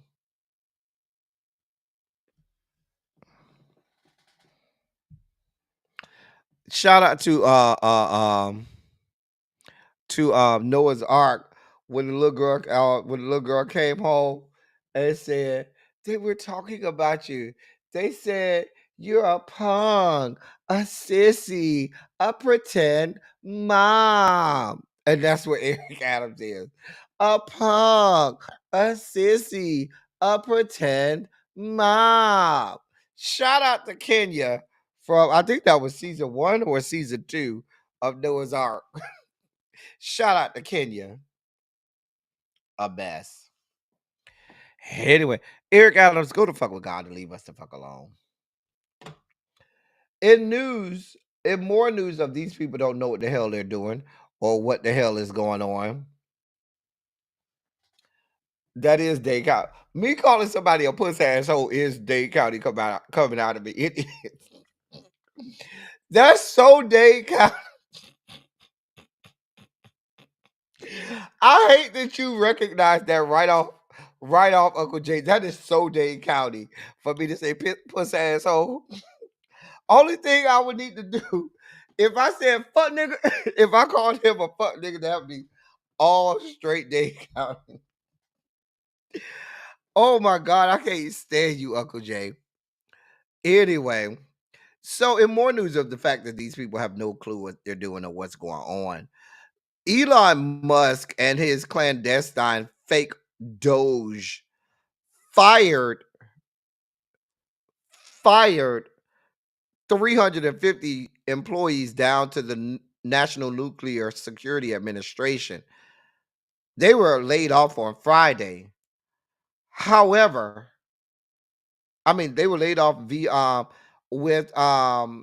were laid off, fired, they lost email access. Before they were even told that they were laid off, they tried to log into their email, couldn't get into the email, only to then be told that they were laid off. Some of them didn't even get the memo until they tried to go to their offices on Friday, and then they were ceremoniously told that they were laid off. Well, now the Trump administration and Doge is having to backpedal and pussy pop off of that because they found that these are people in charge with nuclear security and securing our nuclear weapons. You stupid ass dick fucks. This is how I know that they just be doing shit and have no clue what the fuck that they're doing. And it's not just with this agency. All of the agencies where you have all of these mass firings, they're not really even trying to figure out what is the purpose of these employees, why they have a personnel this large, what their responsibilities are, how it affects people within this country. For all of their opining about America first, they're not even thinking about America or the American citizen when they're just making these wholesale decisions. They're just doing anything. Now they're trying to go back and fire and rehire some of these people that they fired, and they're finding it difficult because they just wiped them out of the system, and now they got to go back and try to find these people and rehire them. This is what we got going on because now our national security is at risk. It's stupidity. Stupidity. I normally would spend more time on that, but it's Silly Saturday, so we won't spend too much time on that.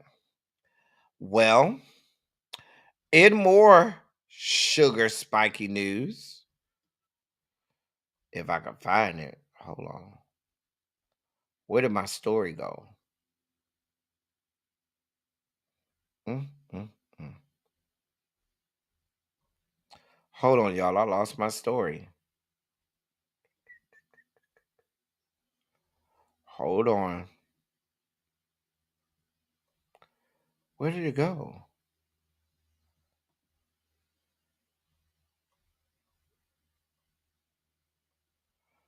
Y'all, I apologize. I'm used. What the?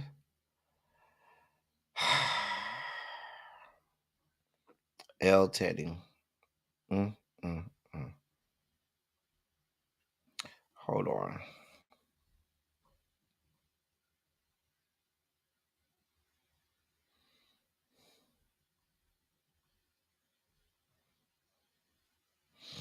I lost the story, y'all. I can't find it. I know what it's about. um, just like they're firing all the probationary workers down to the IRS, they're doing the same thing down to the FAA. That includes air traffic controllers and other members of the FAA that were in probationary status.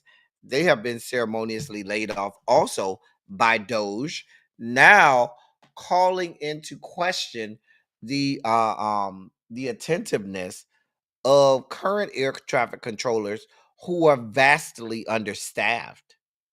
And so there was the Biden administration that put things in place to start hiring more people within the FAA, and even more specifically to be air traffic controllers. And all of these people are being laid off and told they no longer have a job. As if that's not scary enough, we just there is news of a flight today, and that's some breaking news. A flight today out of Minnesota that was supposed to land in Toronto, and they had to make an emergency landing. The flight ended up upside down. The plane, I should say.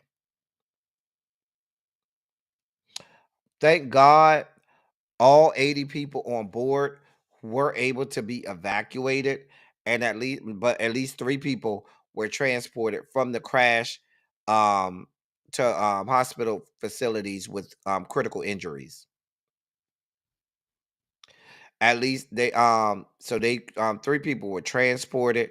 At least 15 people, including a child, were injured during the crash landing.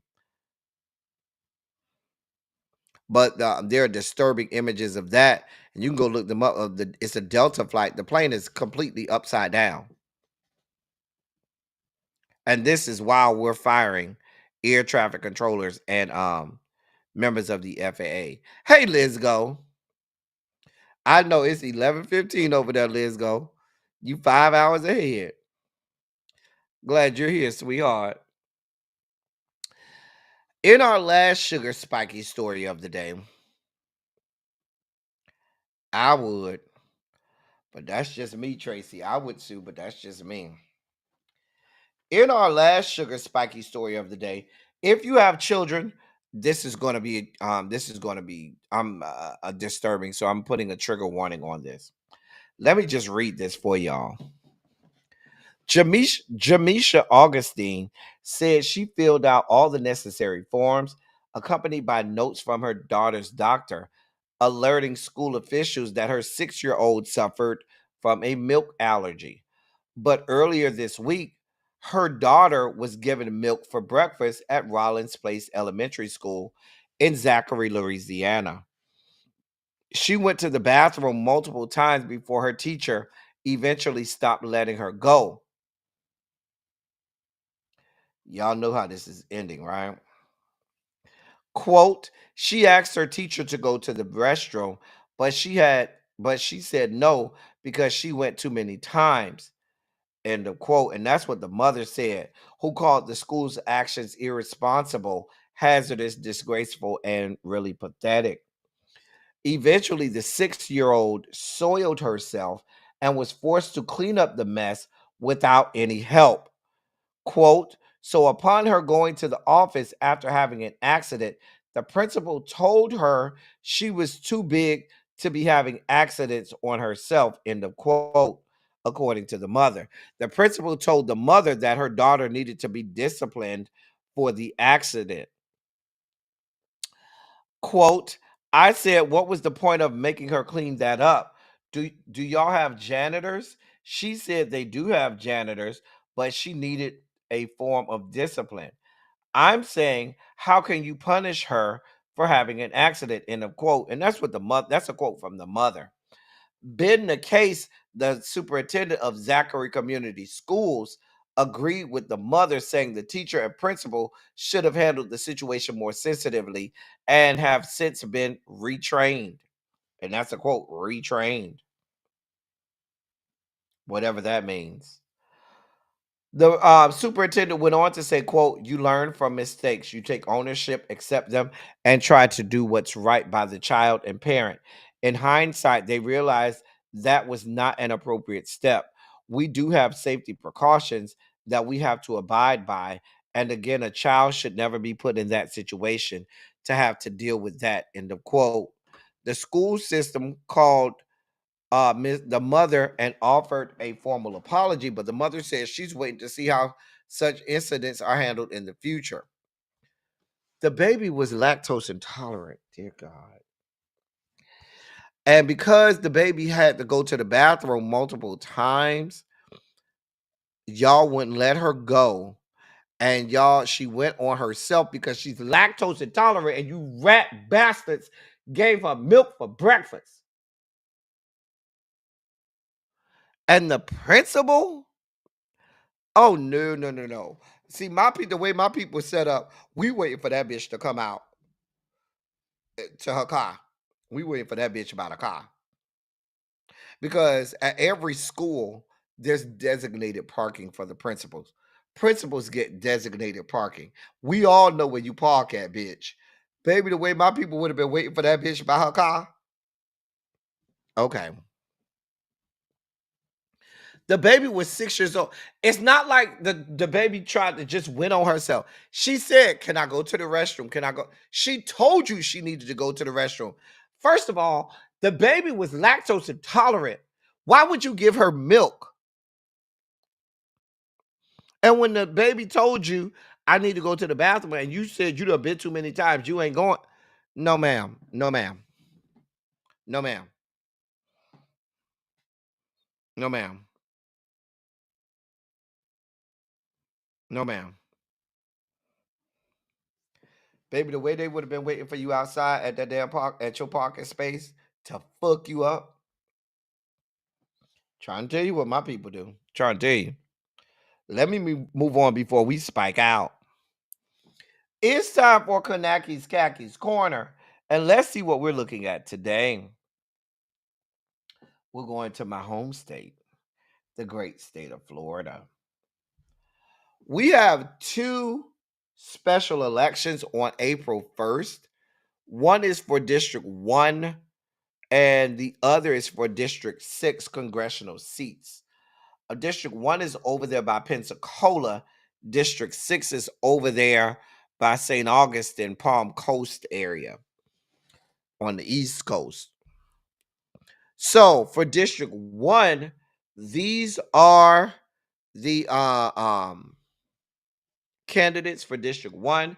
The Democrat being Valemont, Gay Valemont, Republican being Jimmy Petronis, and the others are either independent or no party affiliation write-ins. They are expecting this to stay red, so there's no expectation. But that don't mean you can't go and let your vote be heard. And that doesn't mean that with the right amount of people going to vote that you can't indeed flip that seat. Why the hell not? There's only a 2-seat majority in Congress. If enough grassroots efforts go out, we could actually get enough black people out here and flip these seats. These are not seats that are not able to be flipped at all. There's enough people in these areas where if everybody came out to vote like they should, the seats could flip. The other seat, like I said, is in District 6. This is over in the St. Augustine, Palm Coast area. Joshua Wheel is the Democrat. Randy Fine is the Republican. We got Andrew Perrott, who's a Libertarian. And then we have two others with no party affiliations. Like I said, these are winnable seats that if we do the right thing and go do what we can, they can be won. They can be won. So if you're in these areas in Florida, these are your districts. Let's get out there. Let's rock the vote. Let's do what we got to do. Let's make some noise.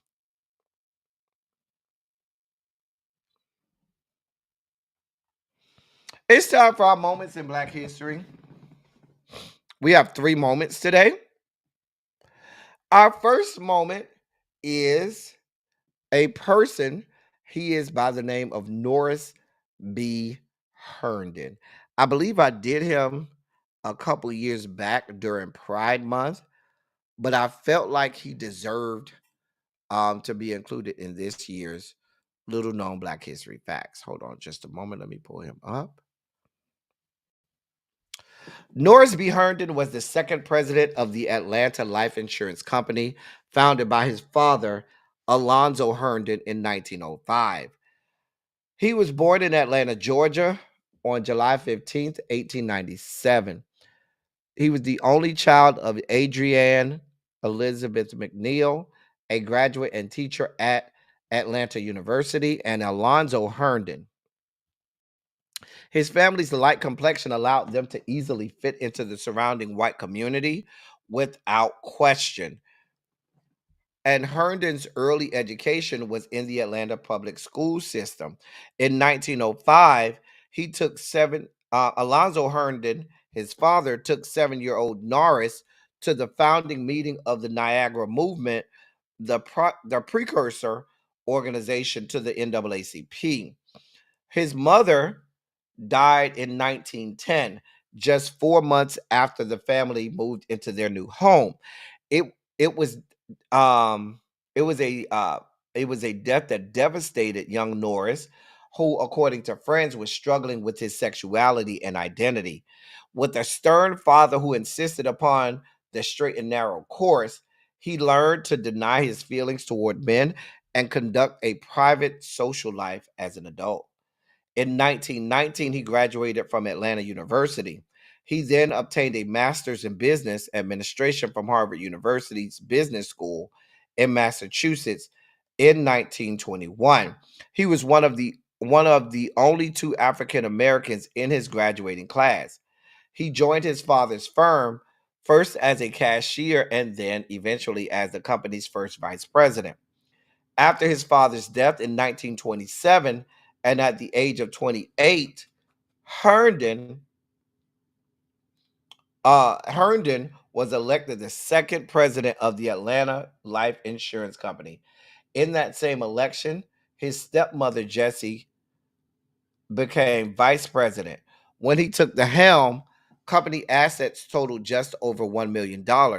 But through decades of cautious management and prudent investments, including some significant acquisitions, Atlanta Life's assets grew to $54 million.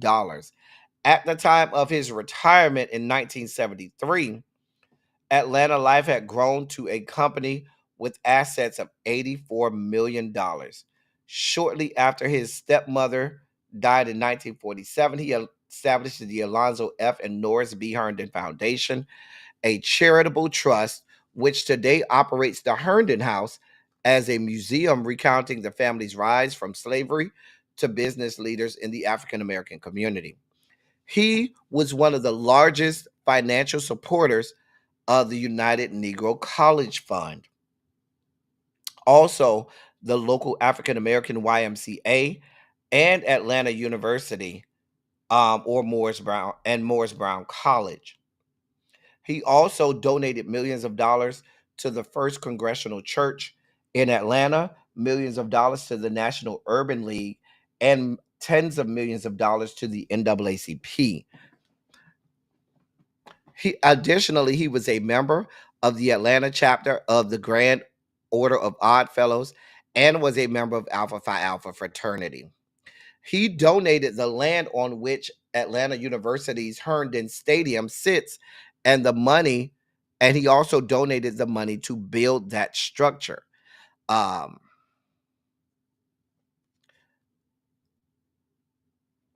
he is credited with being one of the first affluential Black gay millionaires and helped fund a large portion of the civil rights movement.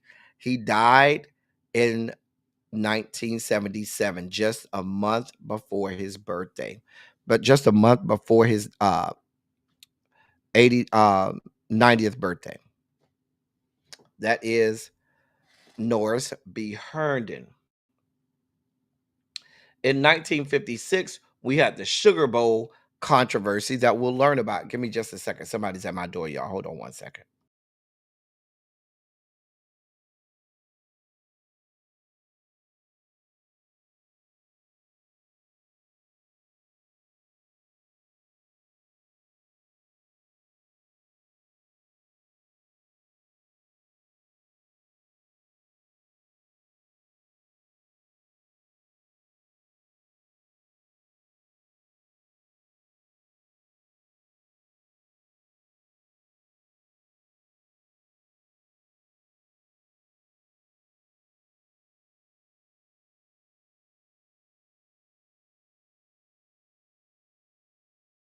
Sorry about that. Had to answer the door. All right. So that was our first Black History moment. Let's get to our second one, which is the 1956 Sugar Bowl game controversy. The 1956 Sugar Bowl football game controversy stemmed from a college bowl game played between the Georgia Tech University Yellow Jackets and the University of Pittsburgh Panthers on January 2nd, 1956 in New Orleans, Louisiana. The controversy stemmed from the decision by Georgia Governor Marvin Griffin, a white segregationist, to ban any Georgia team from playing the Pitt Panthers because they had an African American fullback and linebacker whose name was Bobby Greer. Despite Governor Griffin's efforts, Greer still played in the game, and the 1956 Sugar Bowl became the first racially integrated bowl game in the Deep South.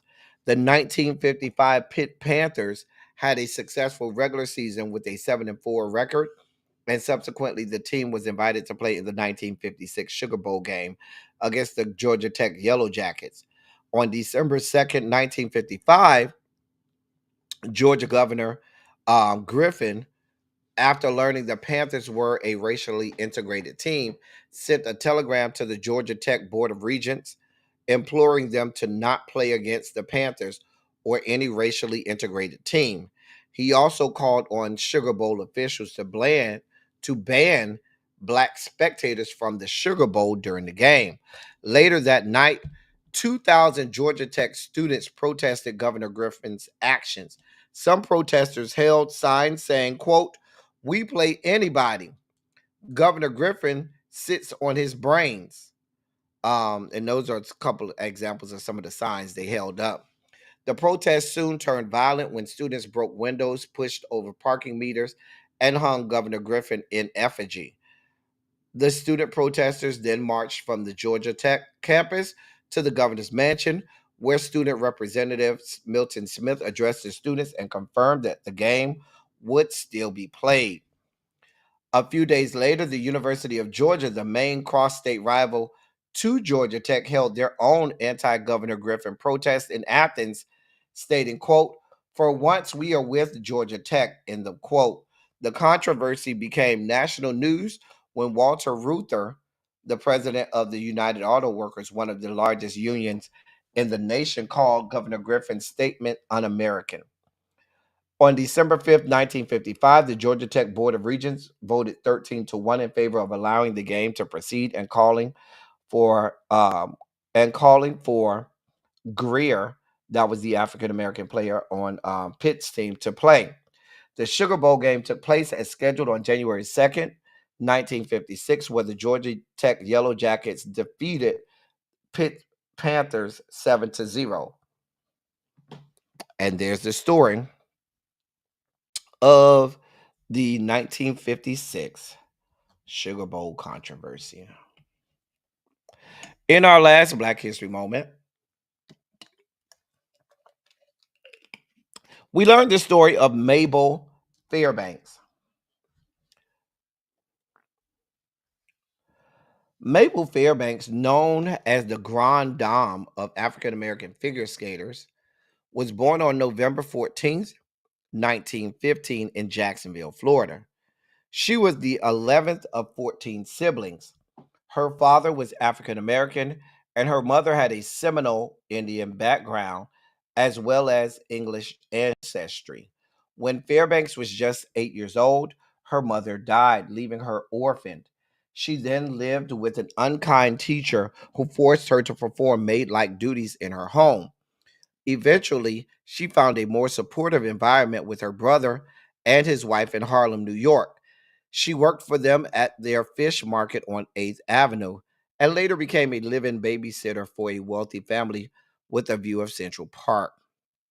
It was from the window gazing out at the frozen lake in Central Park that her fascination with figure skating began. She bought her first pair of skates at a pawn shop for $1 and taught herself how to skate. Between 1925 and 1928, Fairbanks faced challenges as an African American skater. Despite reservations, she was allowed to practice at Gay Glades, an ice rink located at Broadway and 52nd Street. However, white coaches refused to work with black athletes. Undeterred, Fairbanks eavesdropped on their lessons and practiced the techniques that the coaches shared with their white skaters. She was sometimes offered the opportunity to practice after hours at various rinks. Eventually, local event promoter Wally Hunter, whom she called Uncle Wally, became her manager. Hunter, who worked in an ice cream factory, ingeniously created a 6 by 6 foot makeshift ice rink in her apartment using dry ice for her practice. During the Jim Crow era of the 1930s, she experienced discrimination that prevented her from competing in national events. However, in the 1940s, she found her platform by performing in Uncle Wally's ice reviews in New York City, entertaining Black and interracial audiences. She also appeared at the Renaissance Ballroom, the Brooklyn Academy of Music, and Harlem's Apollo Theater. In 1946, she moved to Los Angeles. There, she reached new heights as a featured performer with Hollywood on Ice, Ice Follies, and Rhythm on Ice. She toured internationally with the Ice Capades in Mexico, showing her talent to audiences around the world. After retiring in 1948, she became a skating coach. Her coaching impacted the careers of many figure skaters, both in singles and pairs. Notable athletes she coached included Tyrena Babylonia, a world champion and two-time Olympian, and Debbie Thomas, a two-time U.S. champion who won the world title in 1986 and earned a bronze medal at the 1988 Olympics. Atoy Wilson, the first black skater to win a U.S. title, also thrived under her guidance, securing the novice championship in 1965.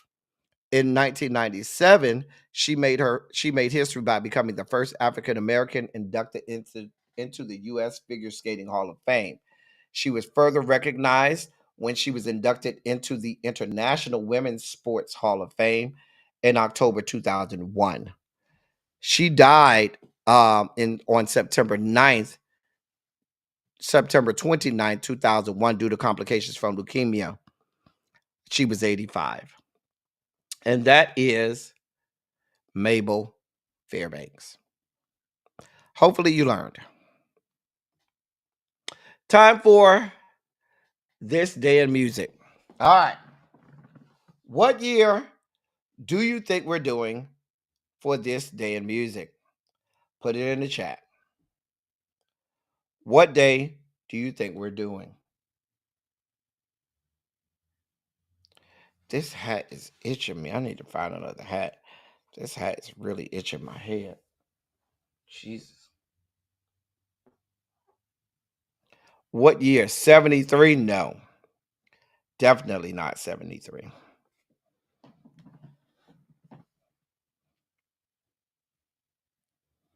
See if anybody got it.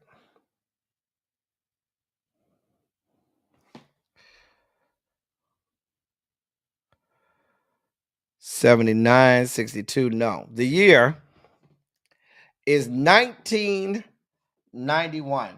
So this is the top R&B chart. This is the R&B top 10 for April. I'm sorry, not April, dear God. February 17th, 1991. So these are the top 10 R&B singles on February 17th, 1991. Number 10 is Tracy Spencer's This House is Our House. Let's give it for the people. It's all in the hands of love. This house is our house. I remember that song. Levert, number 9 is Levert, All Season. That's winter, spring, summer, fall. I'll give you my all, baby. Remember that song by Levert. Winter, spring, summer, fall. Winter, spring, summer, fall. I'll give you my all. That's Levert Brothers. That's Eddie's sons. That was a good song. Both of these were good songs. Don't you feel no shame? You don't have to worry about a thing. En Vogue, that was a good song, En Vogue. You don't have to worry. That was a good song, En Vogue. Good song. Get Here. Oh my God. Get Here. Actually, Get Here was popular all the way from 1990 and was still making the charts at the beginning of 1991. It probably went back on the charts because I believe that's the year Oleta Adams won the Grammy for that song. I believe that's the year she won the Grammy. I believe that's the year she won the Grammy. You can reach me by railway. You can reach me by trailway. You can reach me on an airplane. You can reach me with your mind. Come on, Oleta. It's written all over your face. You don't have to say a word. You smile, you smile, you smile, you smile for me. Come on now. This was a good song. It's written all over your face. Good song. Good song. Aisha, you are the girl that I never had, and I want to get to know you better. Aisha, you know I want you so bad. That was a jam. That was a jam. That was a jam. Aisha was a good song. Good song. Good song. All the man that I need. Listen. I used to cry myself to sleep at night. Listen. Whitney Houston sang this song. She sang this song like she knew she was getting some good dick from Bobby. He fills me up. He gives me love. More love. Come on, Whitney. Come on now. Whitney, listen. Not you was singing this like you was grown at 9. Baby, when that woman said he fills me up, he gives me love. More love than I've ever seen. Child. Whitney Houston was getting dick down, okay? Number 4, Michelet. Something in my heart, something in my ooh got me hooked on you. Shout out to Michelet. She was getting beat down, but she was singing though. She was singing. Something in my heart, something in ooh got me hooked on you. Shout out there. Number 2, Number 2. Tell me when will I see you smile again? 'Cause I really messed up, baby. And I know you're fed up, sugar. That was all of these. Listen, this whole top 10 has been great. Has been great so far. 10 through 2 have been great. Let's see what number 1 is.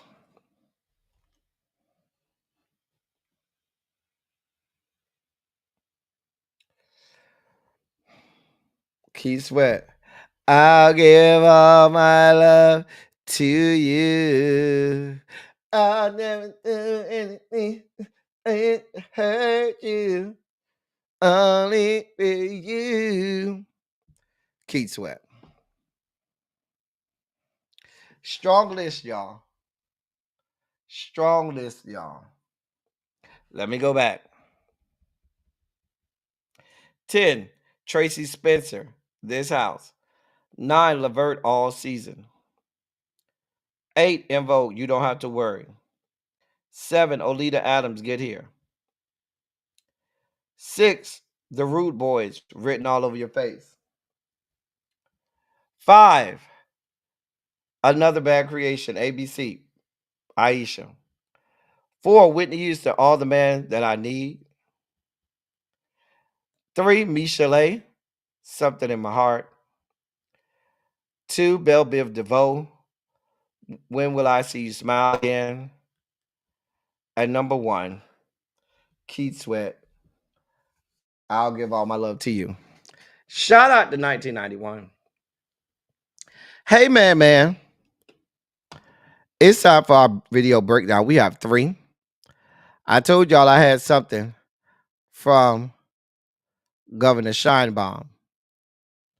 This is what's going on in Mexico now.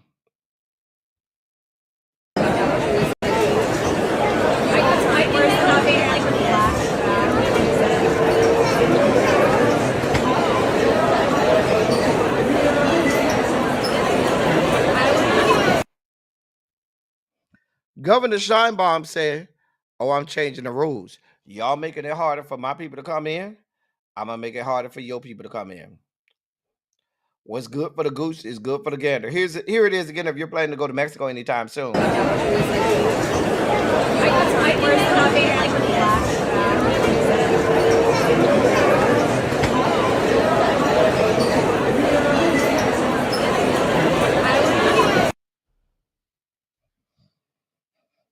I don't know what y'all want from me. Here's our next one. Now, somebody got to explain what this young man had going on. Come on, man. You can't make this up. You can't make this up. Did anybody see him? Honestly, they really should not even approach him. It's amazing. It's amazing. That could have caused a major. That could have caused every bad person on this planet to be killed. There's a police. Oh my god. At the police, they told him to lay down. He did. Whoa. How did he get out there? Because unless you work for the airport or jump some fence somewhere, you're not getting out there on the tarmac. And if you did jump a fence, wouldn't somebody have caught you before you got all the way out there? That's what I want to know. Where's his clothes, crazy homebody girl?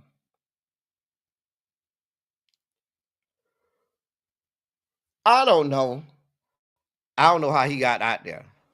Here's our third clip. I thought this was funny. Use the word letter in a sentence. Keisha told me that Brittany wanted to fight me and I said letter because I would drag her ass. Use the word harassment in a sentence. Keisha didn't know how to pronounce the word, so Jessica was trying to crack on her. I said, Jessica, shut up. You knew what her ass meant. You knew exactly what her ass meant. You just trying to be funny. Can you use the word extinct in a sentence? Every time I come here, it stinks. And I don't like that smell. That is so disgusting. It stinks. It be so stinking. You know what? You need to get that under control. Use the word cinnamon in a sentence. Lord, please send a man that is not going to cheat on me because I am so tired of Brandon and his line. Like, please, Lord, just send a man. Send a man, Lord. Are you f***ing kidding me? Use the word Baghdad in a sentence. Girl, you look good. Won't you bag that ass up? Hey, bag that ass up. It was the cats for me. It was the cat. Y'all know I'm a cat lover. It was the cats for me. Girl, you looks good. Won't you bag that ass up? Here for it. One more time on that one. One more time on that one. Use the word letter in a sentence. Keisha told me that Brittany wanted to fight me and I said leather because I would drag her ass. Use the word harassment in a sentence. Keisha didn't know how to pronounce the word, so Jessica was trying to crack on her. I said, Jessica, shut up. You knew what her ass meant. You knew exactly what her ass meant. You just trying to be funny. Can you use the word extinct in a sentence? Every time I come here, it stinks. And I don't like that smell. That is so disgusting. It stinks. It be so stinking. You know what? You need to get that under control. Use the word cinnamon in a sentence. Lord, please send a man that is not going to cheat on me because I am so tired of Brandon and his line. Like, please, Lord, just send a man. Send a man, Lord. Are you f***ing kidding me? Use the word Baghdad in a sentence. Girl, you look good. Won't you bag that ass up? Hey, bag that ass up. Girl, you looks good. Won't you bag that ass up? Those were our video breakdowns of the day. Well, it's that time. We've been on here a long time. It's time for our I'm not sugar spike segment, God.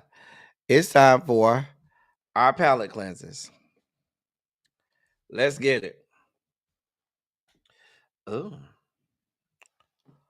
Let me put this banner down. Hold on. So we can see all of that. Sir, what is that down there? What is this down here, sir? What's all this? What's all this, sir?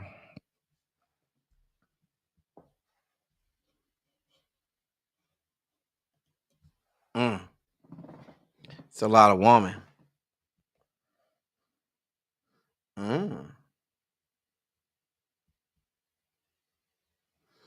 Oh.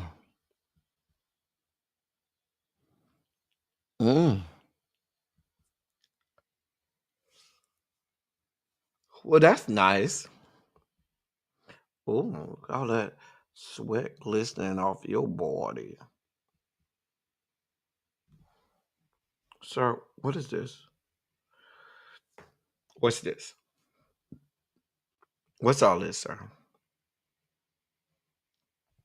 I'm just asking for the people.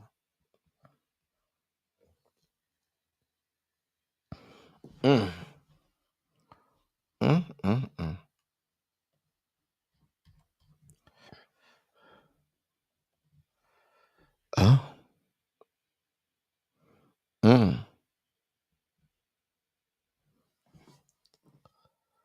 Oh, what are you running to?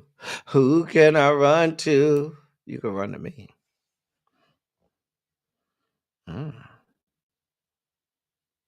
That's a pretty bathing suit. Hey, boy. Hey, boy.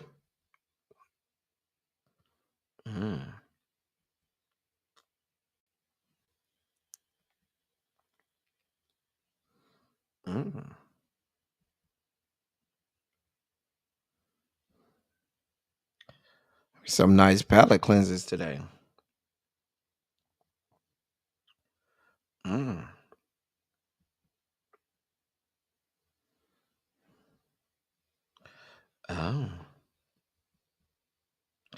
Oh.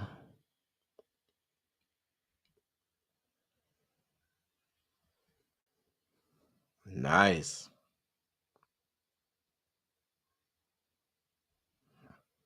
Mm.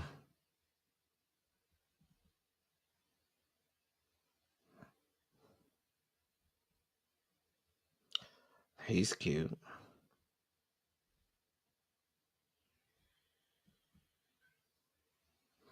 Mm. Now, this one of the cars that Harold will be bent over the back of. Sir, what is all of this? Wait, let me go back, sir. Wait. What is all of this? What is all of that, sir?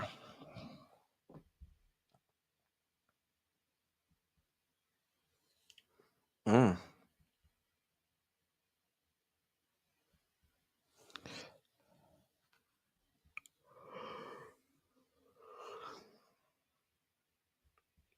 Mm. Mm. He looked tall. I climb that mountain. Climb every mountain. Why I keep going by the ladies that fast? Let me get the ladies some airtime.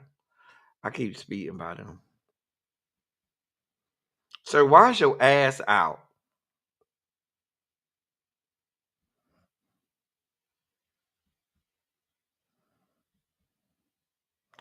That's my type right there, y'all. Skinny like that, big old lips, probably got a big old piece of cack. That's my type.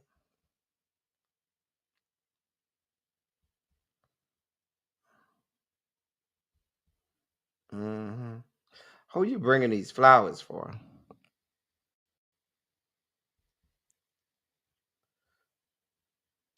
Hey, dog chocolate. Hey, boy. Mm.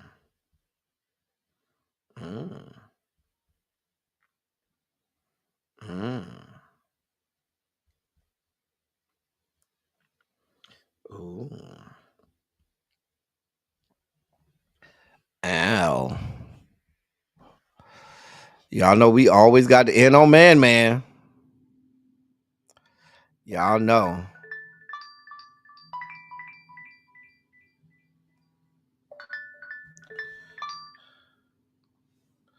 Always got the end on man. All right, y'all. We are done with today's Silly Saturday. I hope you all enjoyed Silly Saturday today. Let me put all my stuff back up. I hope that you enjoyed. I enjoyed bringing it to you. I'm about to get out of here and go get something to eat. If you ever want to contribute to the platform, you can do that there. And there's always scrolling at the bottom as well. So if you want to donate to the platform, there's the QR code, and it's always scrolling at the bottom. Listen, y'all, I'm about to get out of here, go get me something to eat. I am tired, and I'm about to lay down and watch some TV. I will be back tomorrow with Run Your Mouth, and we'll keep it moving. As I always say, I love y'all. I love on y'all. Thank you all for being vocal, present, and active. Thank you for doing what you do. Thank you for any and all contributions that you make to the channel. They are much obliged and much appreciated. Y'all could have been a whole lot of places, but y'all decided to hang out with me, and I am eternally grateful. And now we about to get out of here. That's all I got for y'all until tomorrow. Thank y'all for coming. Y'all drive safely. I'm out.